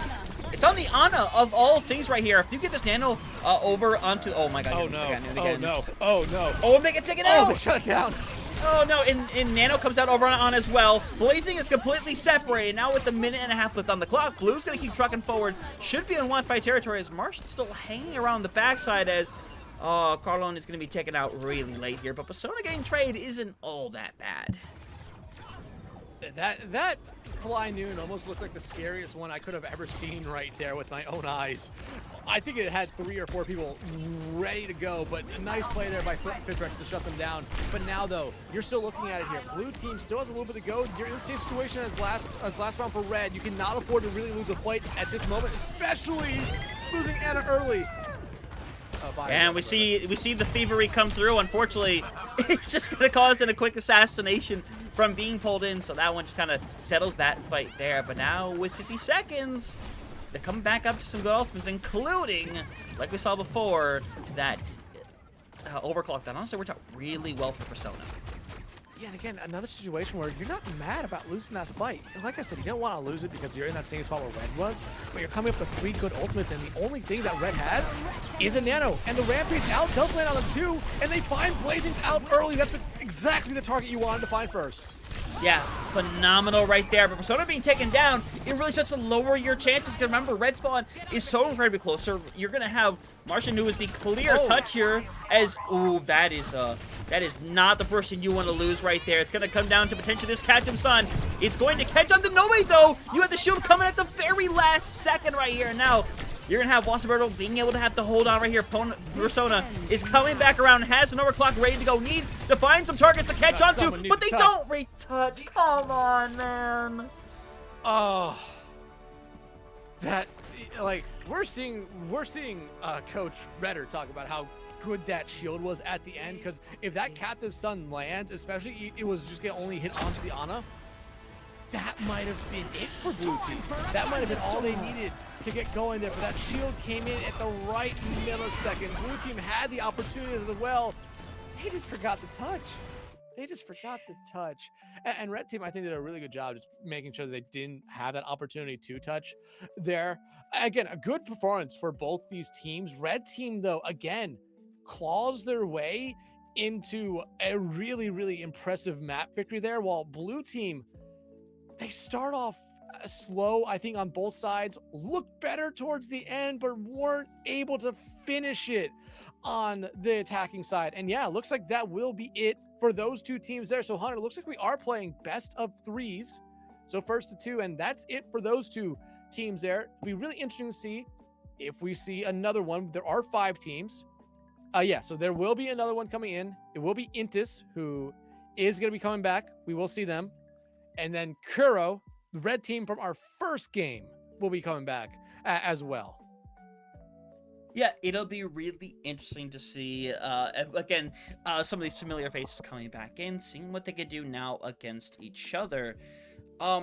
And again, we'll see, because we're seeing all the trades come through, and we'll kind of talk about who's coming back in when we kind of get to that situation. But they're going to take a couple minutes to get that figured out, and obviously, we're looking forward to having one more. But yeah, I think you said it pretty well. First to 2 seems to be the style that we're going for here, with that one being now done and taken care of. So I imagine this will probably be our last one of the night, more than likely, to round things out, considering that this is, at least to my knowledge, in the situation with it being Intis and Carol, regardless, I'm kind of just yeah. That is the really exciting part, honestly. That we haven't seen them yet, and I don't know how. Obviously, we don't know how they have or haven't been doing today, because obviously with there being 5 teams, no matter how many matches are going on, there is always one team that's kind of sitting by and kind of waiting for their opportunity for their next game. Yeah, I mean, it would be fun to see Tumas here tonight. If we don't see them, we probably have to imagine that we'll be seeing them the next night here for Peru Tryouts. But I think so far tonight, Hunter, from what we've seen in these first two series, both these teams have, or all, I want to say, what, 17, 18 players that we've seen. Wait, I'm going to say around 16 players that we've seen have looked or around 20 players that we've seen have looked very, very good. Yeah, I would say so as well. Again, I'm there's definitely some players that we haven't seen yet. I'll kind of pull up the sheet right here that we have, the little bit of promotional art, which by the way looks absolutely incredible. Let's keep that look right out the gate here. But obviously a lot of amazing players that we have seen already show what they've done today. Because something that I've reiterated so much, and I think we both began to reiterate, is that obviously we don't go in knowing every single name, but already going into this, it's like, oh, I know a lot of these names now. I'm excited to see more of those names. And with the way things are going for the future of things down here in South America and Latin America, I get the feeling that we might be seeing a lot more of these names here in the near future. And that would be an extremely exciting prospect. Yeah, absolutely. Especially considering the turnout that there has been for a lot of these countries down here, especially not seeing some of these names show up in Face It League. It has been really fun, especially to learn some of these players and really get a good idea of how all these players will play. Because me and you have definitely been surprised by a lot of players that we've seen once or twice before, or sometimes never at all, that have came out here and looked incredible. Yeah, no, like incredible. And it makes me like, man, why have I not been able to see you before? And then where can I go and see you next? that is my thought process on that right now. So obviously, hopefully, we get to see him a little more down the line, whether it is with Face It, whether it's with Andromeda when the next season for their region comes into play here in the not too distant future. That'll be extremely exciting to see. But obviously, that's a little bit more for the future. And obviously, with the announcement that there's going to be a land slot available for South American Face It coming up, I think it's going to be like it was before, where, while that was our introductory season to them, from my own research, a lot of players came back to participate in that and do what they can, and I think it's going to stir some more excitement again, because it creates another opening to get to the very top level that isn't exactly the World Cup. Yeah, absolutely. I think everything is lining up for this year, especially for Overwatch esports, whether it be the top scene with OWCS or with Face It, to be by far the best year that it has been since the fall of Owl, probably 100. What would you say the best season of Owl was? That's really rough to say what it is. My brain says season 2. My brain will always say that because, again, we have the iconic back and forth of Vancouver and San Francisco, and you have some of the best plays I think ever made in those early seasons. I think of like I remember the bumper turning the feed. What was the line from Avast? Like the feed drive to warp speed. Yeah, I think that's. Listen. I'm gonna be doing game show stuff in the future, and you're forcibly voluntold into there. So you better do your research here, buddy. You better figure it out. Nice oxymoron right there. Forcibly volunteered. Okay, got it. Yes, but I mean, looks like though, heading back here into Peru, looking at some of the names here, looks like for the most part that blue team that we saw will be back here. Anna will be getting another map. Florence, Wazaberto, and Fitrux gonna be staying in. I'm gonna say that's Natho will be coming in for them. Red team, though, like we said, we've already have seen this team here once tonight. This will be the team that we saw be red in the first series of the night. However, it looks like Stray Dex might be filling in for tank for them, at least at the moment. Yeah, and that would be really interesting to see, because I think I want to see a little bit more of Stray Dex in this situation. And I think honestly, this is the same case. I want to see a little bit more of Ana and what they can do. I think they were really good on the Junker Queen, but outside of that, I think there is more that you would like to see from them right here. And it'd be really interesting to see what they can do in a situation where they both go in saying, hey, maybe this wasn't our hottest stuff. Let's get something going. Let's do something big with this last series of the night. So obviously, it's going to be really exciting to see a lot of these familiar names coming back in from these teams as well. Diego coming back out is going to be extremely interesting. Having the Diego versus Fritrux 1v1 for me is going to be the most fascinating thing.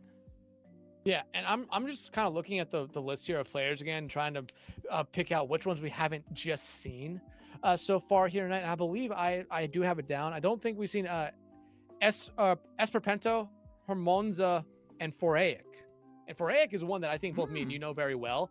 I was looking forward to seeing them tonight. Looks like we won't see them. Esperpento and Hermonza. I know we've seen Hermonza. Esperpento is one that I don't think me and you have seen. I was really looking forward to seeing, again, a new face here. So again, we'll probably see him in another day of tryouts here, another day of trials. But again, while we were giving kind of a line of what the teams would look like, we've already seen a little bit of fluctuation in that, as Stray Dex is really supposed to be the starting tank for Intis, who we did see last series, but they had that sub there with Anna, who is now on Intis, while Stray Dex is now filling the role that both Mickey and Blazing's Fire, or Blazing S Fire, had for that team, but they played all last year. So Stray Dex, already some swaps going around. And I think that's a good thing, that you have that. You're allowing the teams not necessarily to be hard stuck to what they at least what we were given.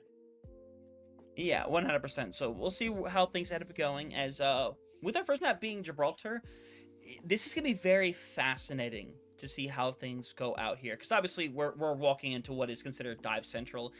Even with the map changes, I still think it's 100% dive central. Maybe we have some more that Winston come back out, but I think if the D.Va isn't banned, I think that's the route that I think these both teams potentially go down instead. Because to be fair, from what we've seen from the Winston play, and I don't think it has to do with who is playing Winston, just the Winston does struggle quite a little bit nowadays. This might be one of the few maps where it feels like they actually can do something.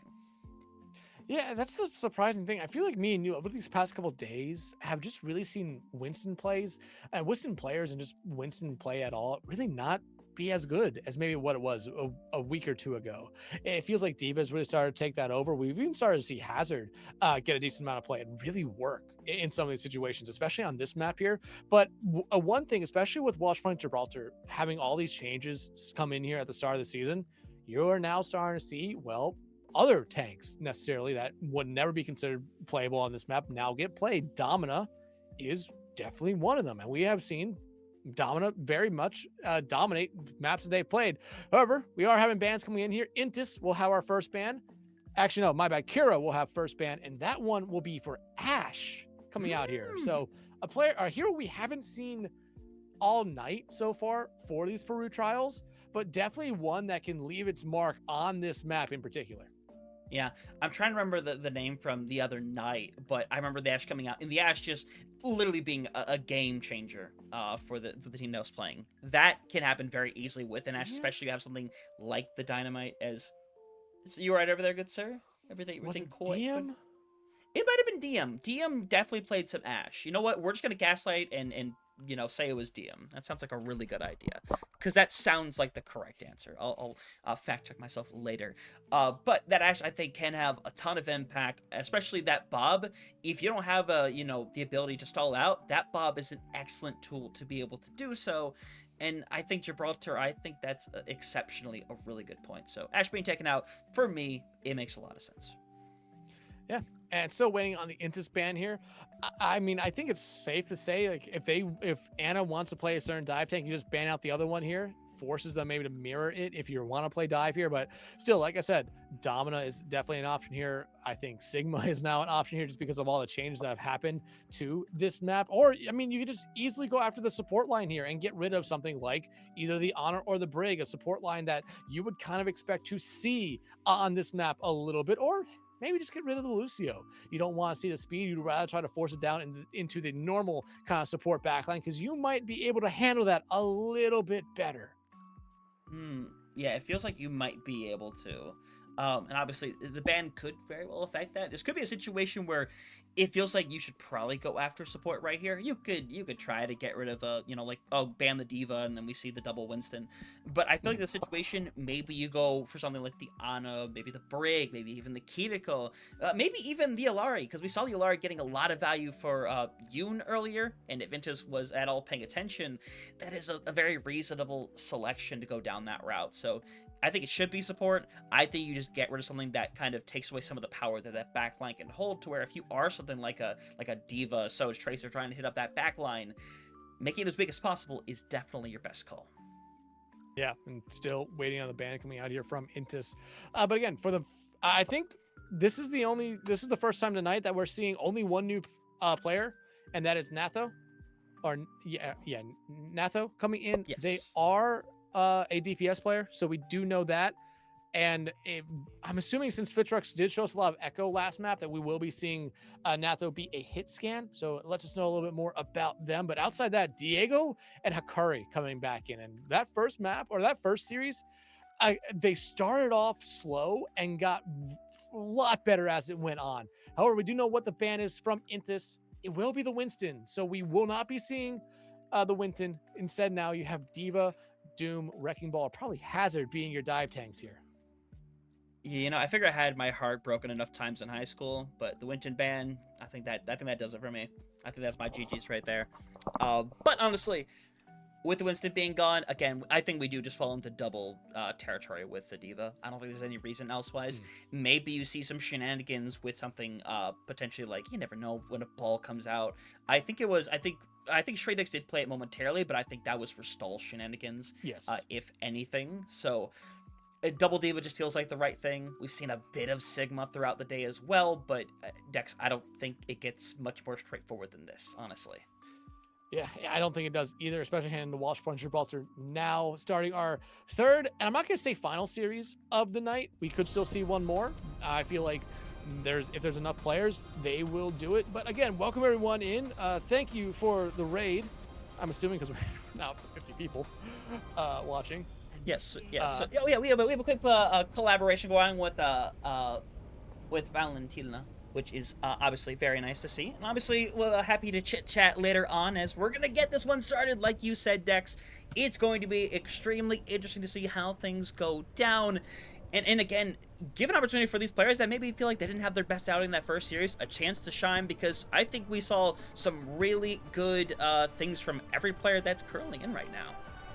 Yeah, and looks like they maybe forgot to input the bans there. But again, the bans were Ash and Winston. So Diego immediately just gonna say, yeah, you know what, Ash is there, I can play it. But coming out the gate, you see Anna go back over to the Jungle Queen. That worked very well for them, especially on the defense side. This is a little bit more of a perplexing pick.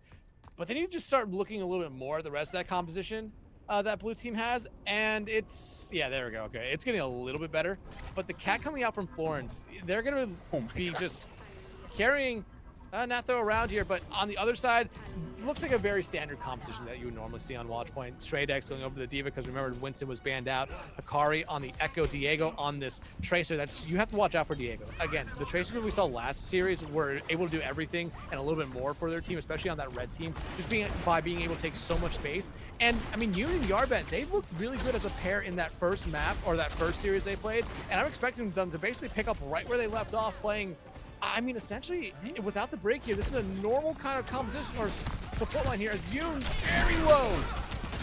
Yeah, and Ana just goes for the full drop right there. Has to go grab the Mega Health pack as, honestly, big, the D-Mech coming through there as they're going to be able to clear everybody.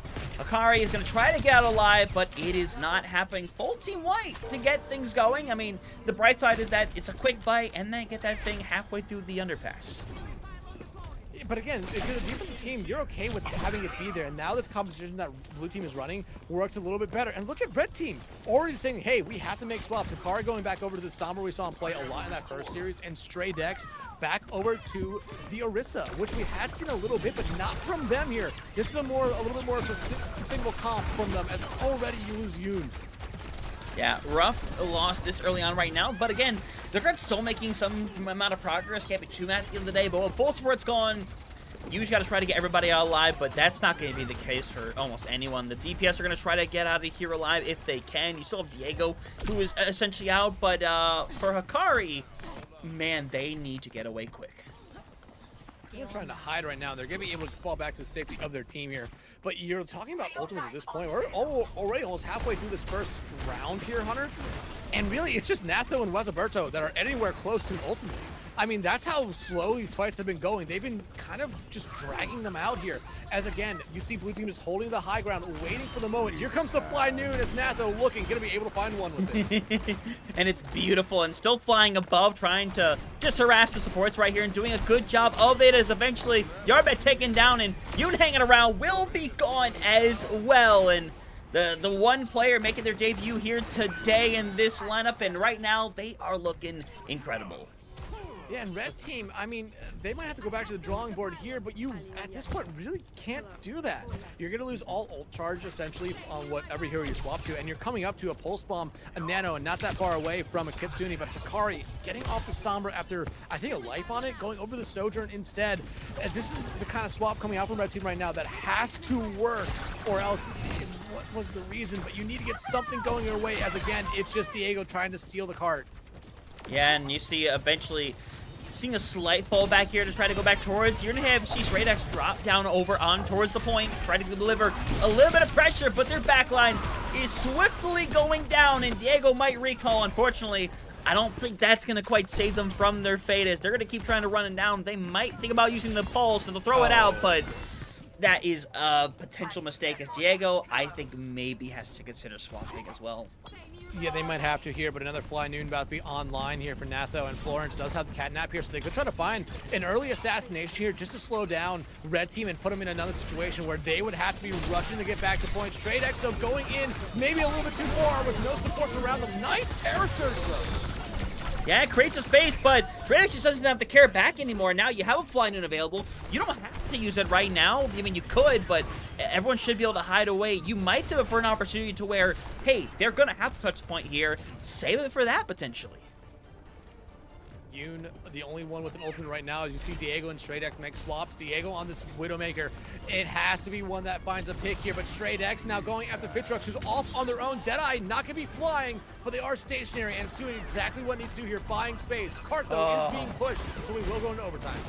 Yeah, that's just some miscommunication right there as the Catnap comes through. It doesn't get anybody, unfortunately, as, yeah, there may be pressure on the cart, but there's just too much going on right now as Yarbed going to be separated from their team. Blade does end up getting more than just Diego, but to be fair, that's all you need to get, as Stray-X is getting some care coming back, but I don't think it's going to be enough. They're going to be blasted down one at a time. And this blue squad looking great with a full hold here. Again, we saw a good defense from a lot of these members back over on Blizzard World, and it just works out twofold here on Gibraltar. It worked out. I mean, I think it worked out incredibly. Maybe more than I thought it really would here, because we talked about this map being very much heavy dive kind of map, especially this first point. Even with all the changes that happened to this map with this season, it still is, this first point is still definitely one where you can still play it a lot like how Watch Point was in the past. Dive heavy, but Ana on this Junker Queen has just looked incredible. And from the times that we've seen them play it, it's been something that's really been able to take over a map, the map multiple times. But again, I think Natho, we talked about it, coming in, this was their first time playing all night long. Well, they are showing off right now. Most damage, most elims in the lobby. They are doing everything on this Cassidy. And yeah, the Fly Noon got the one there, which is always cool, but still, just never dying as well for them was big. Now, though, you look over again, I like what we see here at the moment from the blue team, because it shows you they still want to try to potentially just TP to high ground and take a quick fight, because where the cart stopped there for red team, if one person's constantly pushing the cart throughout the entire first fight and blue team wins it, that could be all they need. It very well could be all they need. And remember, we're on competitive coast, so the moment they cap, this map is done and dusted. But you're seeing right now is a TP available. We'll see where they're going to take it. And it looks like they're just going to put that on over on the high ground. But actually, no, they kind of go to the side. So either way, it gets people over there. Remember, and you can make that jump nowadays, so you're just going to see Ana just immediately jump over and take the offense to them. Nathan tried to make the jump as well, but fell off. And now Ana's the only one up there, and desperately in need of care. Yeah, unfortunately, honestly, a heck of a swing right there, unfortunately. Like I said, doesn't really get anything more, but you would love to find somebody out here. I just don't think it's going to happen, as, yeah, everyone else is just going to back out. The DPS setting, you know what, living sounds fun right now. There was an attempt there for that blue team to get to the work, but I think you need someone to jump over with Ana, and I think when Natho fell off, that should have been when the moment when that kind of play ended. But you already see swaps, Fitrux getting off the Freya, going over to the Genji, and Wazaberto going over to the Brig that we saw him play in the first series that they were a part of, and it looked very, very good here. Diego, though, on that Tracer is going to be very important for the entire composition for Red Team, as they are the one kind of just trying to annoy the backline out, as that cart is down in the bottom of the valley. Yep. It's quickly becoming the Valley of the Shadow of Death if things aren't too much as Diego gets hit with the headshot. This could cause the heads to start rolling as Fly's got to start jumping down over on this card, start carrying Stray Dex. Is able to hold it down for now. Right now, you're getting close to a lot of these key ultimates with that Captive Sun, with the Kitsune Rush. It is so integral that they keep things going right here as Ana gonna try to go in as desperation is starting to come potentially in effect for this red team right now as Ana slowly forced out, and with her Rux going down, I imagine this one's done and dusted as Ana is potentially just gonna have to worry about a reset here. Ana, though, could still definitely get out here. I mean, Florence could come in and try to get them out. I think at this moment right there, they are not going to be able to. They're getting out. It'll just be in a box. However, I mean, if you're blue team, you're not necessarily worrying about this much. You're still only halfway through the time bank. You only need one fight to go your way, but red team now coming up to all 5 ultimates. Have to use them sparingly. If you ult dump into this one fight here, Hunter, you might just end up losing it, but hey, you find Wazaberto out here early on, and that's going to slow down blue here significantly, but Fitruk's trying to at least get a little bit of distraction there on that off angle on the high ground. Yeah, no, 100%. Now with a minute and a half left, perhaps a little bit of pressure coming online, especially as 4 ultimates available for this red side is definitely going to be difficult to deal with. But again, Ana, if they can catch a couple of key members here early on, the opening could be here as the Fly Noon is available. It's going in hot, and Yoon, unfortunately, I mean, Yoon, not a thing you could have done there is Ana go with the investment, and unfortunately doesn't really get anything. Pulls into Kari and actually takes care of them. They're keeping this fight alive. Stray Dex is DMAX here at the moment, so if you can find them, that'll be huge. Which gets canceled by Yarbet. Oh no, that's worst case scenario. Oh god, Akari's running back over on the Sombra. They're just throwing bodies on. Cactus Sun comes out. He's gonna catch onto one. Explosion coming through, but no one going down. It's Florence is here with the catnap ready to go as bodies are destroying their way on one at a time. Going to get grabbed, but it's not going to matter. Zintis will take away that first map. That is, again, they get help for some time, but the moment those ultimates are there, they can take the aggression. They go in full force. Yeah, and Natho, again, we talked about here being the one player to not play yet tonight of everyone in this lobby. Hunter, they had themselves a good introduction here. 18-0 play of the game, 2 Fly Noon kills as well, but they play this Cassidy almost perfectly. In my opinion. Yeah, they didn't die, so you could easily say they played it perfect, but again, the aggression, being able to hit shot after shot, they seem to be able to do everything there for that Intis or that blue team. The red team, though, again, we talked about it. They played the dive competition on this map, which has always been strong and still is expected to be strong on it, but just Ana on this Junker Queen is a monster right now. They took over that map completely. Stray Dex got shot down time after time again, and Diego and Hikari, who had their moments in the first time we saw them earlier tonight, they were almost non-existent in that map. Yeah, that's the really unfortunate part of this map that you have to talk about is it did feel like there was a bit of a non-existent factor there that I feel like we've seen a lot more from them. You look back at that original series, you look all the way back at Busan, and I feel like the impact they really had for their team, and it didn't really come out here in this situation. Now, hopefully, with the next map being Atlas, I think the door opens a lot more for that to be the case. Especially bans, we'll see what that might be. To be fair, maybe you just ban the cat, honestly. I'm not gonna lie. I don't think it's that serious to ban it, but it just wouldn't surprise me, honestly. Ban the Junker Queen. I mean, force Ana onto something else here. Like, if we know we're playing best of 3s at this point, and so if you're the red team, you're trying to force this to go to a 3rd map at this point. But looks like we will be getting 1 sub in here for red team. Out goes Stray Dex, in comes Mickey. Again, we've been seeing the tanks basically swap out for one of these teams almost every map so far tonight. Karo's going to have Mickey come back in, and you go back to how Mickey played in that first series of the night. They looked excellent on that tank. So this could be a really fun matchup in my opinion, because Ana has looked incredible when they played that Jungle Queen. I think right now, if you are Karo, ban out the Jungle Queen, see what Ana has else in their back pocket. Yeah, it'll be interesting to see because, again, what we really want to see from a lot of these players, and I imagine the coaching staff probably wants to see a little bit of as well, is that flexibility. See what they can all bring to the table, because it's great if you can play one hero like one of the best at them. But to be able to put to be able to go in there and put up like this very best effort and skill on like 3 or 4 different, offer that flexibility, that's a really important thing to have. So we'll find out soon, as Kero taking a hot minute to get their ban in place. Obviously something you honestly should take your time with and figure out and say what's the best solution. I think we're pretty confident that there is like 2 or 3 that feel like really assertive good picks right here. The question is which it will be, but with it being Flashpoint, Queen feels like the most likely outcome. But again, we've said that many times in the past, X, and we have been wrong several times in the past. Well, especially since we're going to Atlas. I think that's the thing right here that might be slowing down Kira and just saying like, hey, let's get rid of the Queen. Because if we were going to New Junk City or Surabasa, I think Queen would have been right out the gate. But Atlas, it feels less like a Queen map. And I think Flashpoint in itself was always kind of fit how Queen played.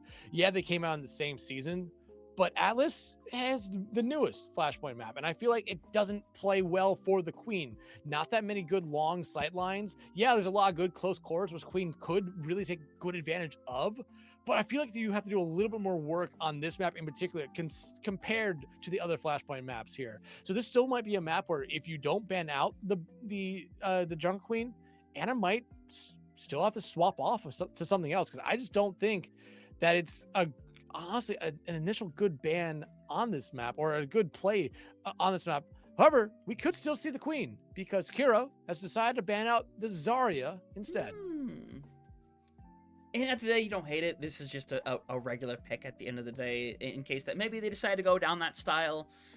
Or maybe it's just that with Mickey coming in, they feel confident running something else here that they think can take care of the Junker Queen and just want to take away that extra available option for all we know. But Intis with their ban around the corner, we'll see what route they decide to go down. Again, I think there's a couple that kind of maybe shout out to you a little bit here. I don't know if there's one definitive good pick right here. Maybe you take away Diego's Tracer, potentially. That's always an option to try to slow down Diego's momentum a little bit there. But I feel like this should probably end up going towards the support category. At least in my mind, I believe it will. But I don't know if I could tell you a definitive hero, to be honest. You're either getting rid of the Curie, or weirdly enough, I think you're getting rid of something like a Brig. But no, Hunter, you were right on the nose with your first one. It's going to be the Tracer. And I think this is the right move here for Intis. Diego has looked good on it all night long when we have seen him play it. And I think it's just a very safe ban as well. Yeah, it's a very safe ban. And honestly, you don't hate that. Again, you just take away a good part of, your enemy team. Diego has been very consistent over on that Tracer throughout the day. It's a simple thing to get rid of without feeling like you're potentially wasting a pick in a situation like this. So we'll see how much it affects them as we're getting ready to head into Atlas for our second map of this little series. And Atlas, I feel like teams have really figured this out, gotten really comfortable over on it, and we're going to be able to see it actually in this upcoming season of Face It for the very first time in rotation, which will be fun to see. But as for things right now, the double Junker Queen, that feels very realistic in my head right now. It would be fun to see. It really would be fun to see, especially with how good Ana has looked on it. But Mickey, though, they're the one that we really haven't seen him play all night. We've seen Mickey actually play dive. We've seen him play poke. We've seen him play... Well, just dive and poke. We've only seen them the 2 times, but the 2 times they did play, they looked incredible no matter what tank they were playing. So what we do see him play, if it is the Queen, I would be here for it because, again, you're playing essentially a little bit of a brawl rush kind of play style right there. So they'd just be showing us a little bit more flexibility from them. Yeah, no, 100%. So we'll see if there's any bouts of flexibility here. I'm sure there will be to some extent. Diego is definitely going to have to show it in this instance right here. But getting out the gate, honestly, the Bastion wouldn't even be a surprise at this stage of the game, given that Bastion honestly has seen a pretty decent level of play from not just these tryouts, but honestly around the scene in general. Bastion's kind of a good amount of play. Yeah, again, Bastion's just strong right now. You can do a lot of damage very quickly. The only downside is, well, Bastion's kind of slow, and, well, they have a big hitbox. That's it. Especially for a DPS hero, you have to kind of play a little bit further back than what you normally want to. With the DPS one, you have to do that. It looks like the Bastion's going to stick. We do see Queens coming out from both sides, so let's see how flexible Mickey's going to be on this Queen here, especially going up against Ana, who's looked incredible on. But was it Burrow showing us Mizuki for the first time tonight, and I think the first time in a couple days. Yeah, I believe so as well. So we'll see how things end up getting started right here. This will be interesting, but to be fair, remember, the way that chain works, if they try to do these quick rotations and somebody's kind of caught out right here by the chain, that is a really easy elimination to go down your way right here. But you see the rundown, as Ana is just being deleted on the spot right here. Wasaburo going to be able to get out of there alive, but without their queen available, this should just be an easy cleanup, as Red will be able to take claim on this point very quickly. Natho dying for the first time since they came in here. Again, I think Red team played that perfectly. You saw the both teams trying to rotate around point, waiting for the first one to really make the mistake there. Red team engaged a little bit faster. They're onto Ana and on the Florence. That's what really got that fight going there, while the rest of the blue team kept just rotating around. Ana and Florence decided to say, okay, we can't rotate, we need to take a fight. And already look at Red team pushing back up, but they lose Diego as Natho goes right back over to the cast and shuts them down. Yeah, and you have to see Yarbet get out of there. You put pressure on the point because you have to force somebody to drop down, but if no one does, it looks like you're just going to get the flip off of that one pick right though. So 48% is you're hoping to get Diego back in here and take an aggressive approach quickly, but already Dex, they're going for it. Ana forced off the top rope and trying to stay alive as Red kind of waiting for the right opportunity to go down here and strike right now, hoping for a hack as Florence, so desperately low, is going to be burnt down, and Wasaberto in too rough of a place right now, but still care is coming in spades, as with Ana being alive, so Mickey still resetting, it's feeling like Blue should hold on. Yeah, Blue's gonna be able to hold on there. Nice plays from both Wasaberto, just being able to take care of Mickey and leaving Ana alive. That is the only reason Blue really wins that fight there. Now, though, Blue, they're gonna try to take all the space right back that Red did, but already almost having Fitrex die. Not gonna be the thing you want to do, but hey, you find Diego out, so that space is all but free right now. Yeah, 100%, and now big fight coming through, especially when you have that late of a, or I should say early of a pick. Wasaberto being taken down is massive, though, as Fidrux is going to be caught out, is luckily going to be able to stay alive, but Yoon gets assassinated down as Ana's left alone over on the point right here, but there's plenty of care coming their way. Consider us thrown out, but Natho is going wild, has gotten rid of 3, helps with the 4th. They're going to hold out and take this first point away. Natho has just been a monster so far. I mean, again, this is only their second map of the night in the 3rd series of the night. Both me and you are probably guessing at this point this might be the last one of the night as well. And if Natho has another 2 good points here, that could be it, as they have shown off so much already here. Diego, they're going to start off with the artillery, going to be able to find Natho out there, and Hakara going to be able to clean them up. Rampage will find 2, actually no, will find 1, but the blade from Fitrex here. Yeah, and this is so much being thrown out, and what's definitely going to be a losing effort. At least you would think right here. Fidrux is literally 1 health, eventually be taken out, so Red's going to take this point right here. And to be fair, they invest a lot as well, but Blue literally gave everything to win this fight right here to try to take this one away, and unfortunately, they're not going to get it. Yeah, they're not going to get it. I mean, and you see some swaps coming out there. Wasaberto go over to the ERA now, getting off the Mizuki. The Sanctuary, not necessarily what you wanted from it. Again, you already lost one before it, but you look over now at Red Team. They're in a good spot here, just be able to kind of stabilize and hold through a couple of fights here. EMP, especially with how closely Blue Team is playing to each other, could be absolutely massive and really end a fight quickly here. However, hack coming out there will land onto Fitrex, but Akari somehow stays alive. No clue how that happens. Now EMP's ready, and they are not ready for this. Just going to walk up here and just try to go for the big one. Gets 3. 3 die, and that is going to be the full wipe coming through as they will be taken down. Yarbet dies as a result, but honestly, you're fine with that. You get him back quickly, and now it's going to be down into Natho again to potentially have to clutch up in a fight. Yeah, no Fly Noon this time for Natho, but it just could be used to really buy some space here, which is what you might need if you're Blue Team. However, again, Hakari going to be watching all the angles, going to be able to tell them exactly where Blue Team's coming from. But right now, if you're Blue Team, you're looking for a touch. But hey, Natho finding Hakari out, you're going to be able to get your touch. Deadeye out from them now as they're looking for any skulls.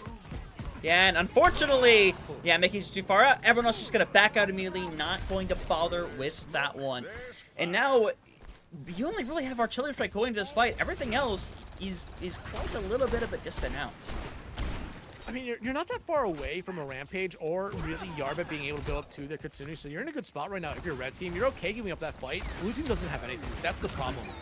Here comes the artillery. If you can find 1 with this, or just force out a couple good cooldowns from Red or Blue Team, that might be all you need, but you're not going to be able to get anything else outside of the Kitsune. But you see the dive onto Natho. Yeah, and that one should be done and dusted right here as Mickey does the ultimate of all time, is going to clear people out at the very least, and they should be able to take this one away. It's just Frox and Wasaberto trying to get away, but with that knife right there, they will be finished off momentarily as, yeah, that'll come through. So now, 1-1 right there. Mickey, I feel like, probably wants that Rampage back, especially since Ana with their own around the corner. Yeah, and now we go to the opposite side of the map here for our third point. And yeah, like you said, the Rampage, yeah, definitely one you want back at that point. But hey, you won the point, so you're not necessarily that worried about it. However, you look over at the other side, like you said, Ana not that far away from him, Fitrix not that far away from Blade, and Wasaberto not that far away from the Sun here. So you have all the ultimates at your disposal here for Blue Team coming up, but you have to deal with dual support ultimates right now for Red Team, as you're already in a really good position here to just get first tap on this third point. Oh. Yeah, and Red most certainly in a good position right here. Couple bodies starting to get a little low, but the important thing right now is actually sending some bodies back to go and claim that point right here. You get it locked in. As long as this goes on, the better it's going to be for Blue. Hikari's been able to get out just by the skin of their teeth a couple times here. That's always a good thing with your Sombra, being able to survive. And now look at Red Team. Habs ultimates in their back pocket, 4 ready to go. Here comes the rush from Yarbet, and the fight already over. Yeah, and you're seeing everybody kind of just run for cover here as everyone gets burnt away. Mickey close to going down, but Diego, I think it's like 3 or 4 during that fight as well. And they just take the aggression straight up. They waste no time with it. And that's honestly what Blue needs to do on this next fight coming up. And Blue's going to have 5 ultimates here. Red will have 3 of their own, and Mickey could be up to another Rampage here. But we were talking about Ana having that Rampage ready to go. Mickey now could be able to match it at this point. Here comes the artillery from Diego, and again, they've been able to at least get out a lot of utility from Blue Team every time they use it. But the blade now out from Fitrix. Unfortunately, they're going to hit a wall momentarily, but still cuts through. It's going to burn some bodies down. Blue going to stake their claim over on the point right now. Definitely need to try to finish this one off right here. Diego being down should be able to get this one done and dusted. Mickey hanging around. He's going to try to get out instead with the shout. Might be able to, and yeah, should be able to. 88%, you don't hate that, especially you burnt away 3 of Blue's ults for that. Yeah, and you look at what Red Team's going to come back into with here. 3 ultimates, EMP, and Beat going to be ready to go from the get-go, but Rampage from Mickey not that far away. Mickey, though, getting kind of chunked out here by Natho, who we haven't talked about in a little bit. Oh, and gets hacked out! Oh, oh, no. That's, to be fair, Hikari goes down, which is still nice right now, but Natho maybe being too much of a hero right here. Beat comes through. They are going in on this one. They think it's winnable right here, and they are carrying that confidence with them to try to burst through, but still, it requires a slight little regroup. Mickey needs to win no matter what, and if he comes through, catches on to 4. It's going to burn them down, and with that, this third point should be locked in place for the Red Squad. And Blue Team, again, a little bit of a costly investment. Starting to get that point. They were able to get the trade, but we talked about it. They were going to have to find some hero plays coming out from them there to be able to hold on to it. However, you did get a lot of ultimates out there from Red Team, but you're just still far away from your own ultimates. And Diego, again, has the best space building ultimate in the field right now with that artillery. And they're going to probably use it here momentarily, as they've always been catching Blue Team in these chokes. Yeah, Diego gets pulled back momentarily. It's going to be able to kind of hang around, stay alive. Artillery strike ready for them, though. Trying to find the right targets again. You just want to force out some kind of cooldowns. That 100% you're doing right here as you try to cause separation, but nobody going down as a result. And now Drive Fight potentially online. Yarbet the closest to having ultimate online. It might be becoming unnecessary. No, with Wasaberto already being down early, but Ana is struggling to hang in there. Is going to be taken down as well, but eventually Blue will fall apart. Red will claim this 4th point to get things going, and again, another fight where they don't have to use anything in that situation. They just find the early pick. I mean, they did use artillery in that one to really get out some utility early on there, but look at what Red's going to have here. They're going to have their Kitsune Rush here. They're going to have Beat very quickly after that.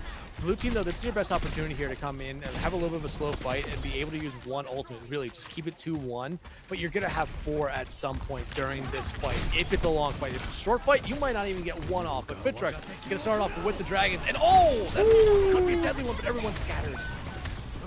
Yeah, oh, that was so close right there. Diego is going to fall, but unfortunately, I don't think that's going to be enough, as they're going to be able to restabilize right here, as Red feels like they're in a great spot, especially if Ana goes down here late. This would be disastrous right away from having that cleave right now, but it's not going to be enough. And now, I don't even know how you put a proper touch on this point. I mean, you're looking probably at, unfortunately, Fitrex or Wazaberto to be your touch here. Just be able to get in. You have Beat, you have Rampage, you have Artillery again for Diego on the red side. Blue team's going to need to have someone make the mad dash, as Wazaberto, I think, might just be it, but they get hacked out of the sky, and no one touches. Yeah. Unfortunate situation right there. But hey, bright side, it gives us another map of Overwatch. And you can never complain about that right there. But it's a really good display on them to come in here, turn things around. And despite everything, Diego pulling it back around to the best of their ability, trying to make something happen over on the Bastion. I think to some extent, it does have some advantages too. Unfortunately, man, it was just this really aggressive style throughout the entire time right there. And that's just difficult to deal with right there. That in-your-face aggressive style that the Queen can bring you, it can be very difficult to deal with. Yeah, and we talked about going into that map. Anna had looked almost unstoppable on that Jungle Queen, and we were proving that like they are very much a stoppable object. Diego, though, I want to talk about them for a brief moment here. 3,000 more damage than anyone else in the lobby. Anyone else in the lobby almost had 13,000 damage. The next closest person almost had 10.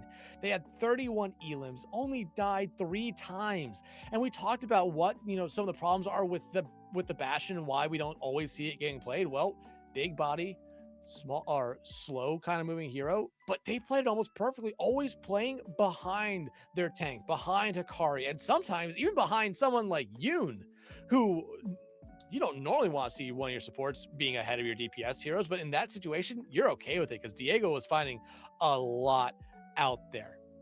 And blue team, I mean, and we talked about Natho having an incredible first map. They got off to a really good start on that second map, but then they went cold and they went very, very quiet. Same thing with Fitrux. And you saw it there. That DPS line for Intes made multiple swaps. You could tell they were just trying to figure something out to work, and they just never were able to figure it out. Yeah, just never was able to. There was obviously some glances here or there, but it feels like they weren't really to keep up with the aggression with it. Because again, we saw that that's not something you had to fully deal with before. You were obviously flying around the cat. You were hanging on to a lot of the high ground on Gibraltar. It's not as easy for them to kind of bring that aggression to you right there. But there's not much high ground to speak of on Atlas outside of that initial point.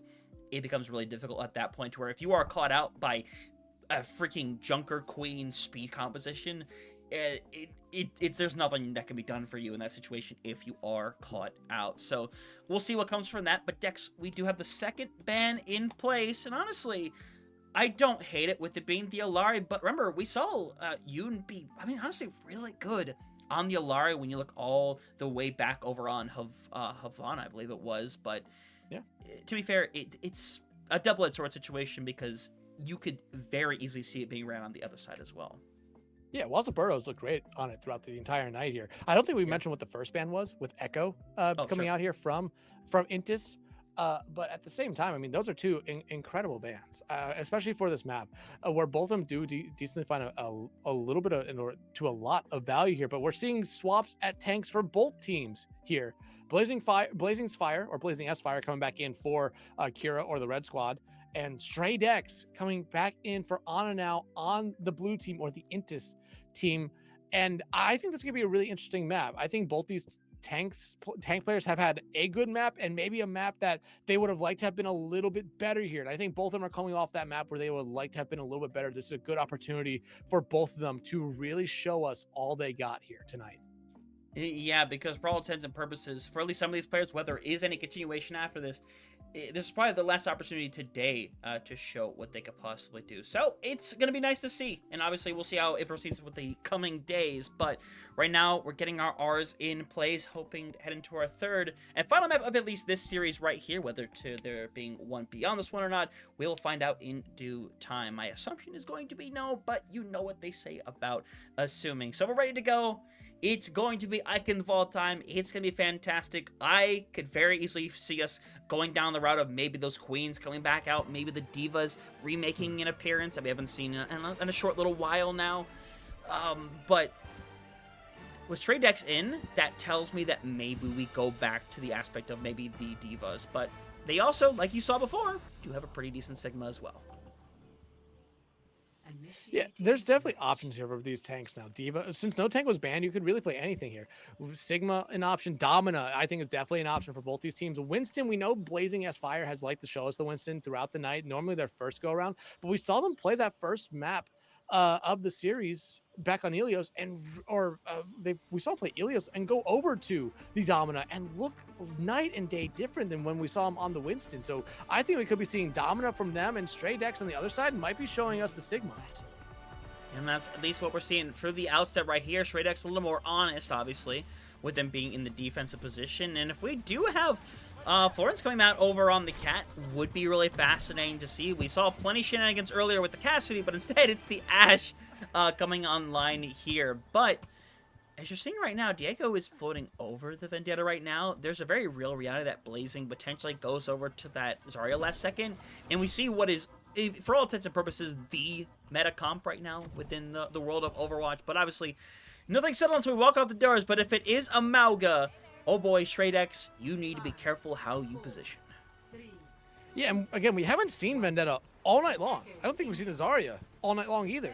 I mean, this has been all these teams have just kind of gone away from that here. But again, Natho with Florence going to be kind of flying around, looking to find some shots here. Nice accretion out early there from Stray Dex to slow down Blazing for a moment, but immediately you just see the dive come right back in.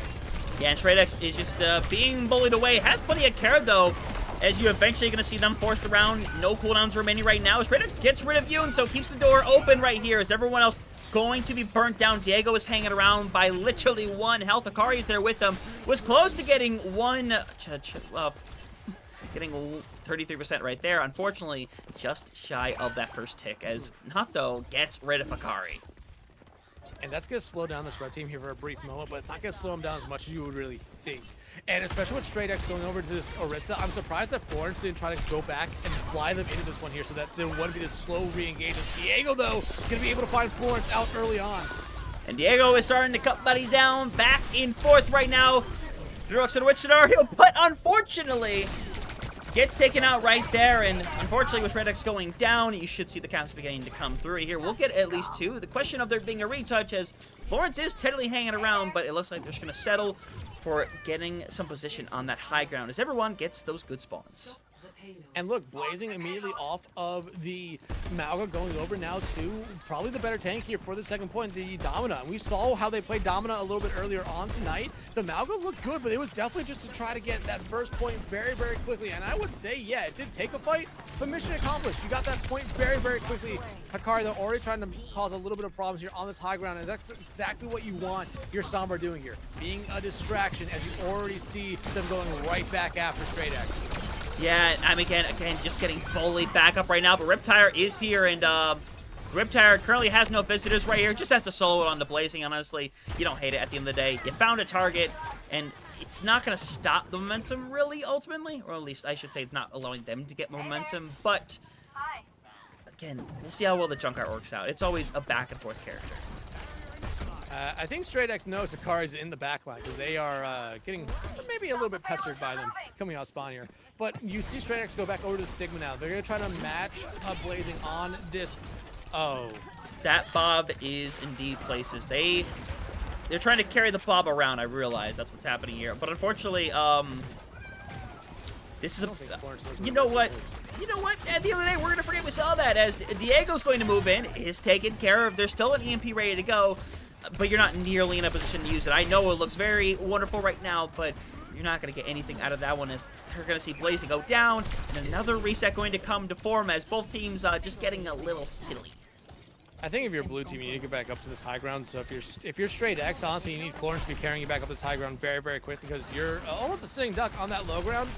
However, they're staying down there. Florence not picking them up. I'm surprised that this is what's happening right now for blue team. As you look at red team, they're coming up to all 5 ultimates. Consumer is out here early though from both sides. 100% EMP going to catch on to 4. Stray Dex unfortunately going to fall down and will be subsequently burned as a result right here. But not though, a great shot right there to keep this one going. Needs to try to take Yuna out of the air, but is being hit by all sides now. Wants to try to get out of here alive. Should be able to, but gets taken down late right there. Now this opens up the door for Red to get some of that momentum back.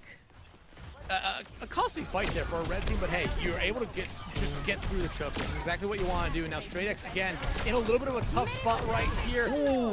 Panopticon will land on the 2 here as Foreign's running for their lives, but I don't know if they're going to survive it. That is a very well-placed trap right there to save Straight X's life momentarily. Unfortunately, is going to be the key word here as Tryouts is still kind of hanging around in the back right here. Cadnap comes through as Florence gets hacked out of it, though. It's not going to get any value. They can't get back inside. So, unfortunately, all the DPS they can do is throw their body on. Unit's going to get the beat out, but not in time to keep them alive right now. So, Riptire needs to be big. It gets a good one right there. And it's looking like that might potentially be enough. And, yeah, they'll be able to hold on by the skin of their teeth. Yeah, and Fitrux doing a lot in that final fight. I mean, the catnap missing, I would have almost said that should have been the fight right there for Red Team. All they needed to do was just clean up one more pick, and they would have probably had that second point for free. But now, you look over at Blue Team, they're in a much better spot here. They have Flux, they have Bob coming online. Red Team not that far away from an EMP from Akari, but Akari, I mean, if you see Blue Team maybe push it a little bit too far back into Castle, Akari could try to go for the back cap. Very well could so potentially, but you have a Flux available. The Bob's going to be thrown back on the point, and again, we'll see if it finds any inherent value. You're going to take it into the air to try to find some kind of something. Blazing is kind of forced back, but unfortunately, this isn't really going to do, again, in a situation where it doesn't really do anything. But you're trading things out, but now you're trying to lose the fight, and now Akari hanging around the back might be in a really unfortunate scenario. Needs to just try to get out of there alive as Straight X has to help hold down the front right here. Sakari has an EMP around the corner. It could be game ending right here. I should say point ending for the matter. And there it will come. Catches on to 3. And it's the perfect 3 as they will get annihilated. And Kitsune Rush is going to mean nothing right here. The last few will come through. And we're going to see the second point cap with 2:15 left on that clock. Yeah, just good play all around there from Red Team. I mean, the EMP found everything he wanted there. It found all 3 members for Blue Team that was there. Was Berto, though, able to get that Kitsune Rush off? I thought might have actually been able to kind of negate it there. It just wasn't able to in the end. Yarbet now going to come in this next engagement with the Kitsune Rush ready to go. Diego sticking on the Widow here for what is a very difficult point to get Widow going on. If you can find one pick early on, it opens up a lot for you. Natha, though, again, I feel like they're still searching for that same kind of performance that they had map 1 for them. But already a nice couple plays coming out here from Blue Team. Yep, looks is going to shut them down. You get out that Kitsune Rush to go along with it. Can't be mad at that fight right now. Florence being over on the Mizuki is going to be very interesting. I don't hate this because, remember, you can chain someone down and you can at least momentarily stop the momentum, which I think in this situation can be considered pretty important. Yeah, and again, you see Blue Team pushing back up here. I like this. You look at the time bank, only about 80 seconds left to go. You want to try to make this difficult here for Red Team. And they have to, if you're Blue Team, you're hoping that they invest something here. Blazing is a close one to an ultimate here with their Panopticon. Yoon does have beat. If you can get that out here early on, you feel very comfortable by yourself. The Panopticon will be the first one coming out. Yeah, and Blazing just gets burnt down right now. I think got the beat, but it only mattered so much right now. Panopticon comes out. I don't think it's much value either right now. Now Diego is kind of looking for their own shots to try to close this thing out over on the Widow. Not something you see every day on Icon 3rd point, 110%, but gets a great shot onto Nath, though, to get things started for them. Keeps their chances alive. Gets another one as they're trying to take back-to-back headshots right here. Needs to try to find another right here because as good as those were, they do not have the firepower to stay in here. And Yoon somehow getting out of the alive right there is big, but you look at Red Team just falling back right now, waiting for Blazing to get back here on this Winston. Straight X needs to stay alive, but they lose him early. Oh no, and now this opens up the door. Kekai Sanctuary has to be used to stay in this one right there, but Yoon up aggressively. This could be their undoing right here. Kitsune Rush comes out. Not though, coming out alive right here. Diego, the last one standing. Gonna try to get a touch to force the overtime, but it will not happen. Tryouts finishing the last 3. As they'll stop them at the very end. And now, I mean, still, even though without completing the map, that's still a pretty reasonable distance to get to, as we need to see Blue with their own response. Yeah, and really a good job there by Blue being able to slow Red Team down on both the second and the third point. Red Team, once he got through that choke on second point, or on, first point push, really just they seem to be working or doing really well. Diego was doing good. Hikari, I mean, Hikari has been excellent on this Sombra throughout the night. I don't like, we haven't talked about them enough because the Sombra has been a little bit maybe quiet in a lot of these fights, but they're doing an incredible job on it. Blazing as well, I thought had themselves a really, really good round.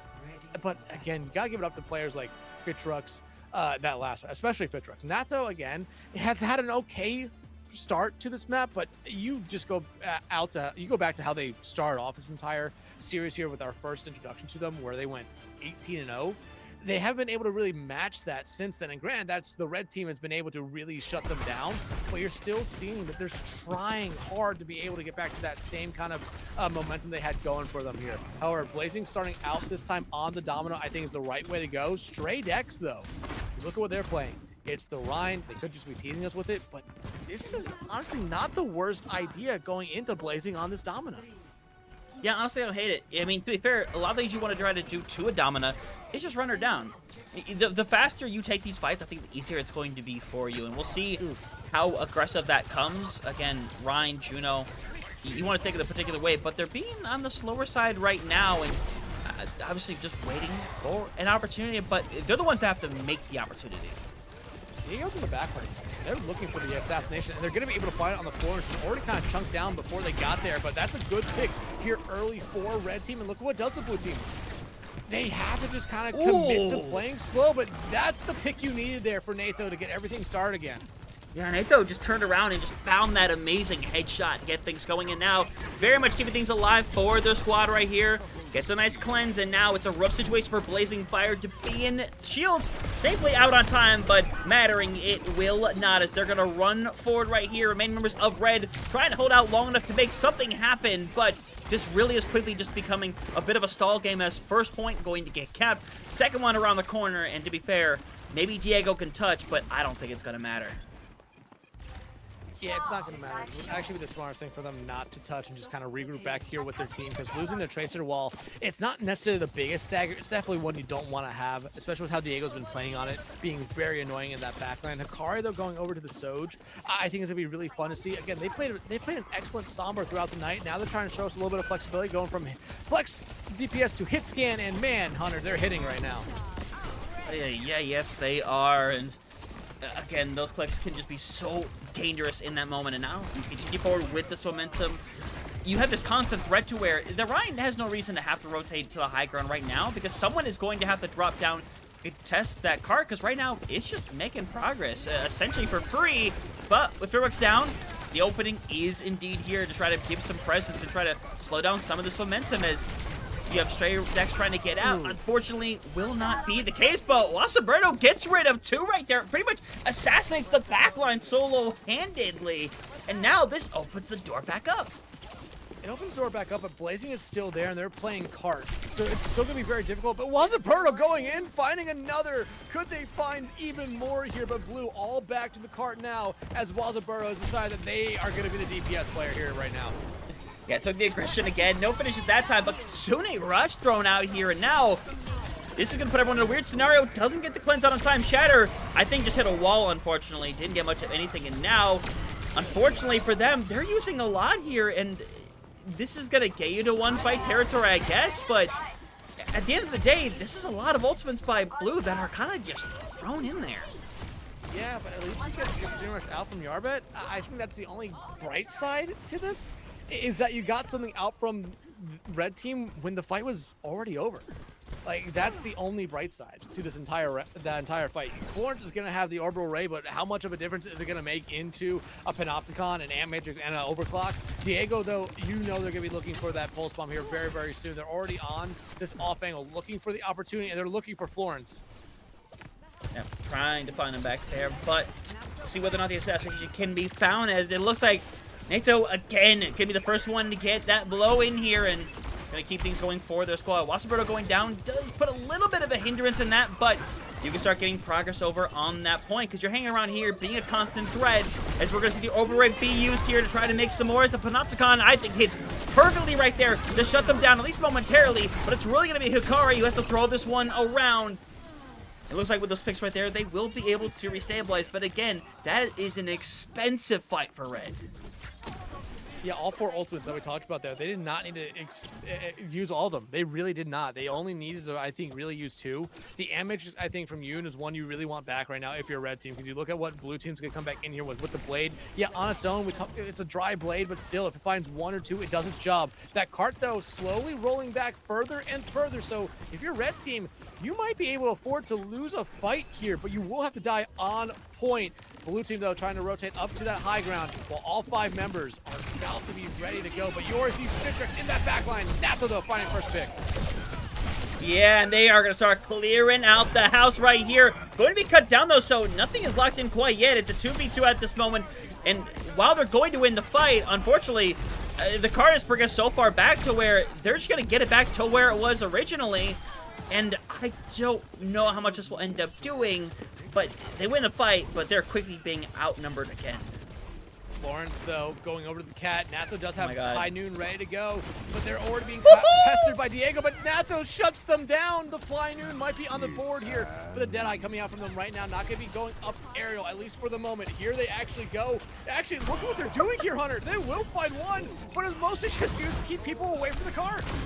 And that it 100% will. You're going to see one more touch coming through from Diego. Is going to have to recall, maybe gets one more, but instead just wants to try to get out alive. And to be fair, it's a rough situation to be in right now. Trying to get out of there, just will not be able to. And now Akari wisely just takes the reset. And now 2:20 left on the clock here. They have a good chance to potentially finish this thing out. Yeah, look at the ultimates coming up to here. They have Kitsune Rush not that far away from a Flux. However, red team also coming up to all 4 good ultimates. Akari swapping over to the Mei here late.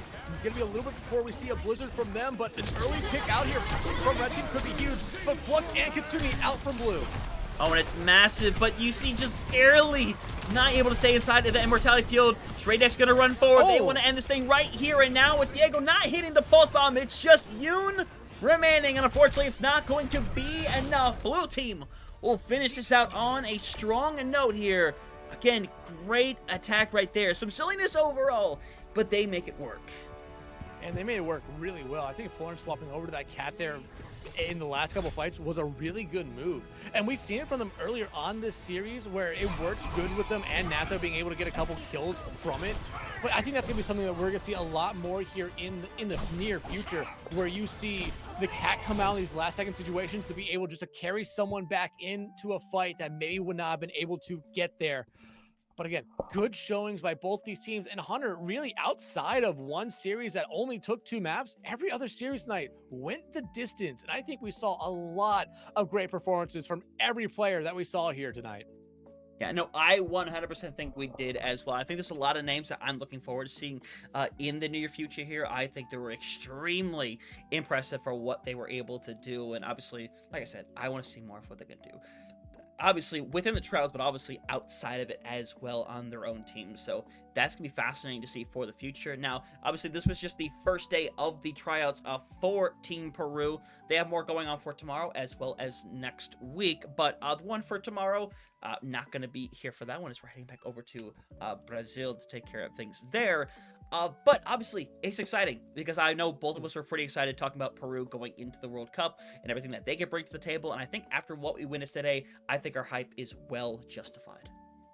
Yeah, again, we saw a lot of names that we had seen. We knew what to expect from them. But again, like I mentioned, I'm always excited to see the names that I might have seen once or twice before or never have seen at all. And I was very, very impressed. Peru is definitely one of those teams that maybe flying under the radar when it comes to a lot of these countries in South America, with how good they truly are. I think they're going to be able to surprise a lot of people, especially with some of the players and plays we saw tonight from everyone. It's going to be a really, really exciting time. But like you said, Hunter, we'll be traveling back to Brazil tomorrow for that tryout there, as Brazil will be wrapping up its first phase of tryouts with all 49 of those players.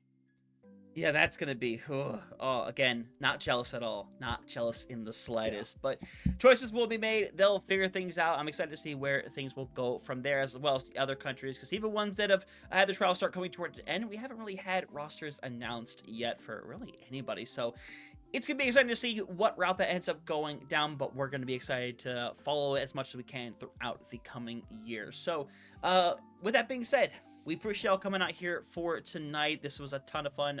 Big shout out, of course, to Coach Redder for reaching out and helping us do this here for today.